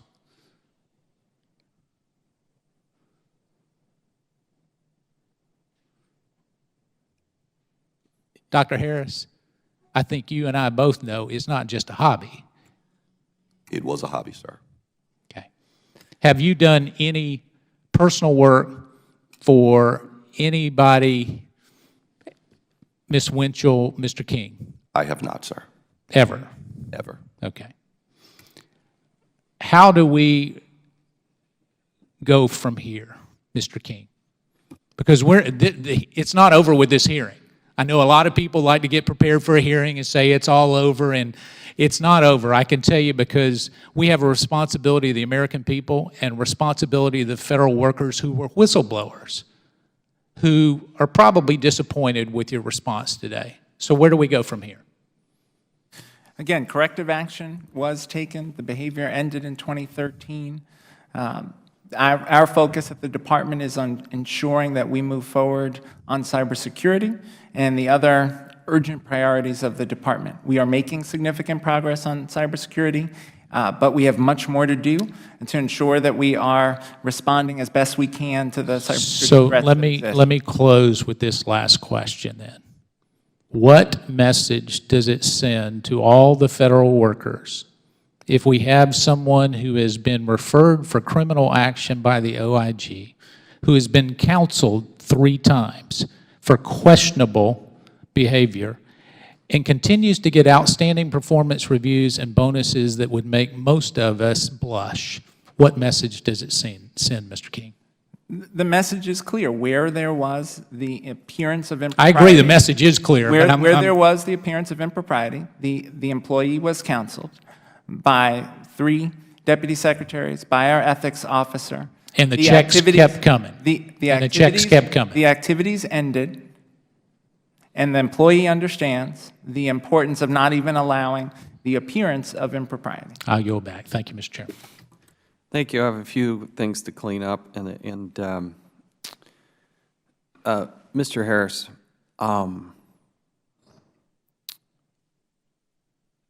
William Hall is the person in question here. He may be the finest man offering good services. I hope so. We're sending him, I don't know how many dollars. I'm guessing millions of dollars. According to the Inspector General, you actually went to his house and installed home theater equipment, correct? I did. Was that you personally? That was me personally. Who else was involved in that? Just me. And what were you paid by him to do that? I was not compensated. So this is a person with how many contracts? 6 or 8 contracts with the Department of Education, and you go to his house? You have a business. I disagree with you. I don't think this is a little hobby. I think this is, I agree with the Inspector General here. And you go to this person's house and you install a home theater system? And he paid you how much? Nothing? He was a friend.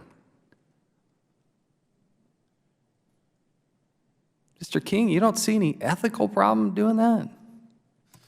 Again, Dr. Harris was not involved after 2008 when this relationship No, I'm asking began about when in it the happened at the contract time. then. But what I counseled No, him he was was. that That's, we can't wait, have... wait. Mr. King, you're making an assumption that the Inspector General says is not true.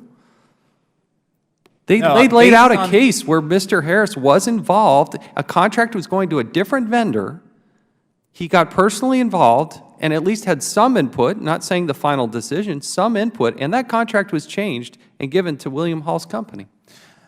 There was a contract in 2004 before this relationship began, according to the evidence. But he was the program manager for other contracts. But again, the relationship, No, wait a sec, Mr. King. The initial contact, the interaction, with Mr. Harris had with William Hall started in like 2000, 2001. As acquaintances.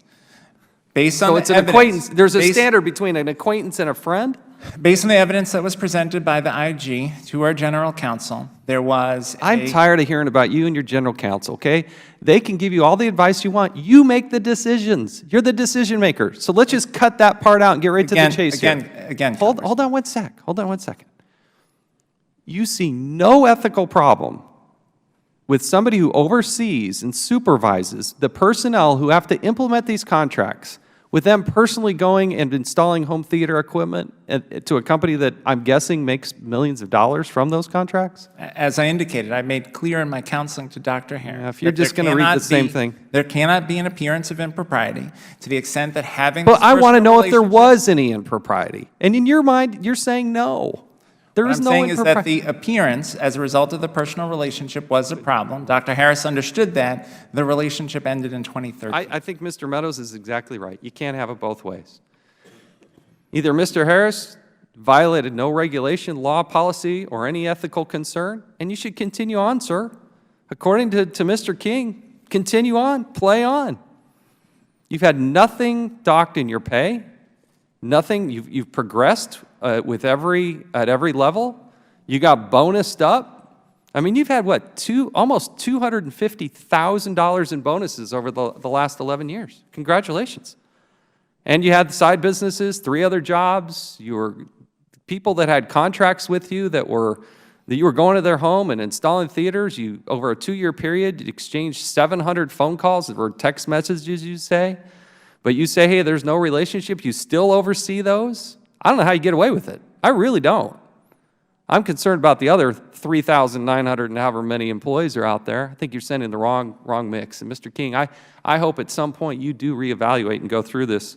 I got one other thing here. Mr. Harris, you had to go back with this unreported income. How much money are we talking about was the unreported income? It was 1% of my household income. Over what period of time? Over a 10-year period.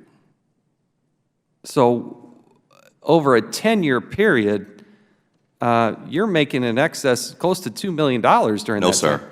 No, sir. It was an average of $4,000 a year, and that was before expenses. After expenses, it was hundreds of dollars, and that is why, poor judgment, but that is why it wasn't a business. It was just a hobby, but it was. So there's $40,000 in revenue? That's what we're talking about? That wasn't. Over 10 years, and again, that's before expenses. After expenses, it would have been hundreds of dollars. There literally was no major profit to be made. It was insignificant amounts of money. But you had employees, you were installing home theater equipment, you I had did not people. have employees. Okay, you had independent contractors that worked at the Department of Education that also worked for you, and they had dual income as well. I'm just trying to, so if it's 1% of your income, you said 1 to 2% of your income over 10 years. Annually, 1% annually. I know, but I'm taking your salary, $183,000. You haven't always made that much. You multiply that times 10, that equals how much?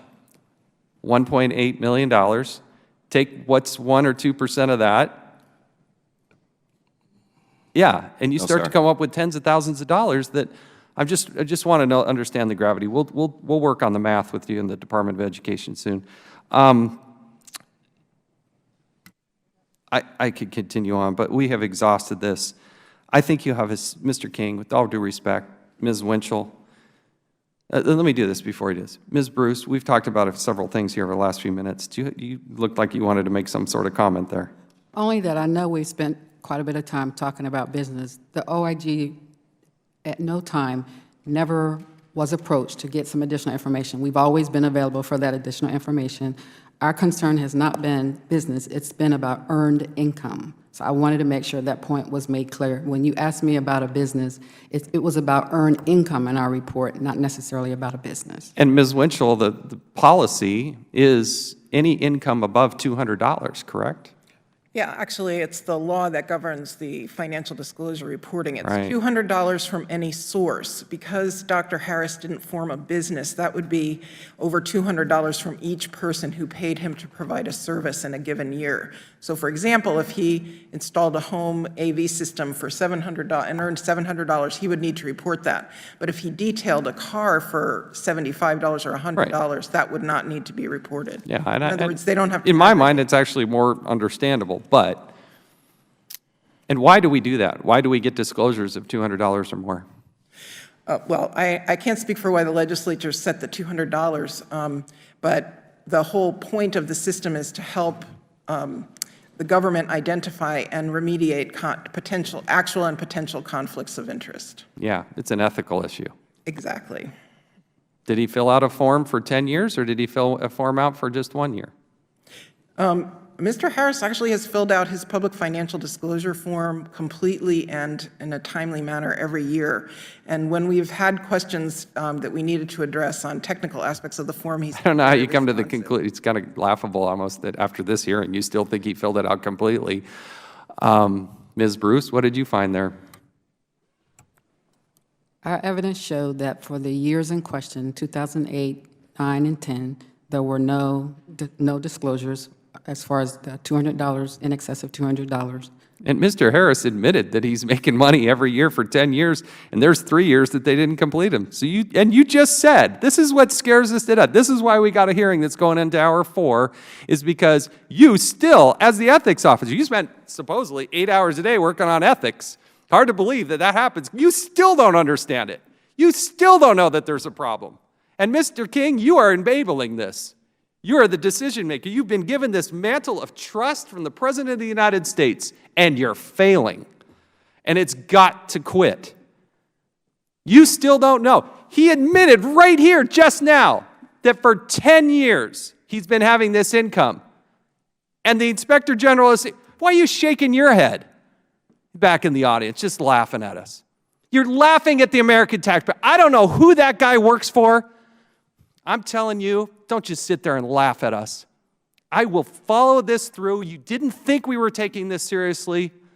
You are making a fundamental and total mistake.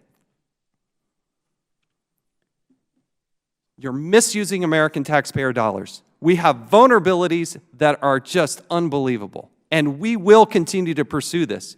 You better hope that none of that data gets out there. But when the Inspector General went to penetrate the system, they got in there unimpeded, never detected, walked back out and reported it to Congress, as they should.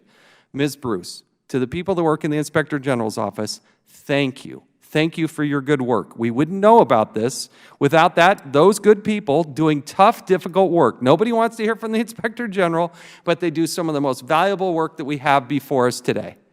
I thank you all for your service. And I thank you for your testimony today. Thank the men and women who work in the Department of Education. We're trying to fix it. But the problem is sitting here with Ms. Winchell, Mr. King, and Mr. Harris. This meeting is now adjourned.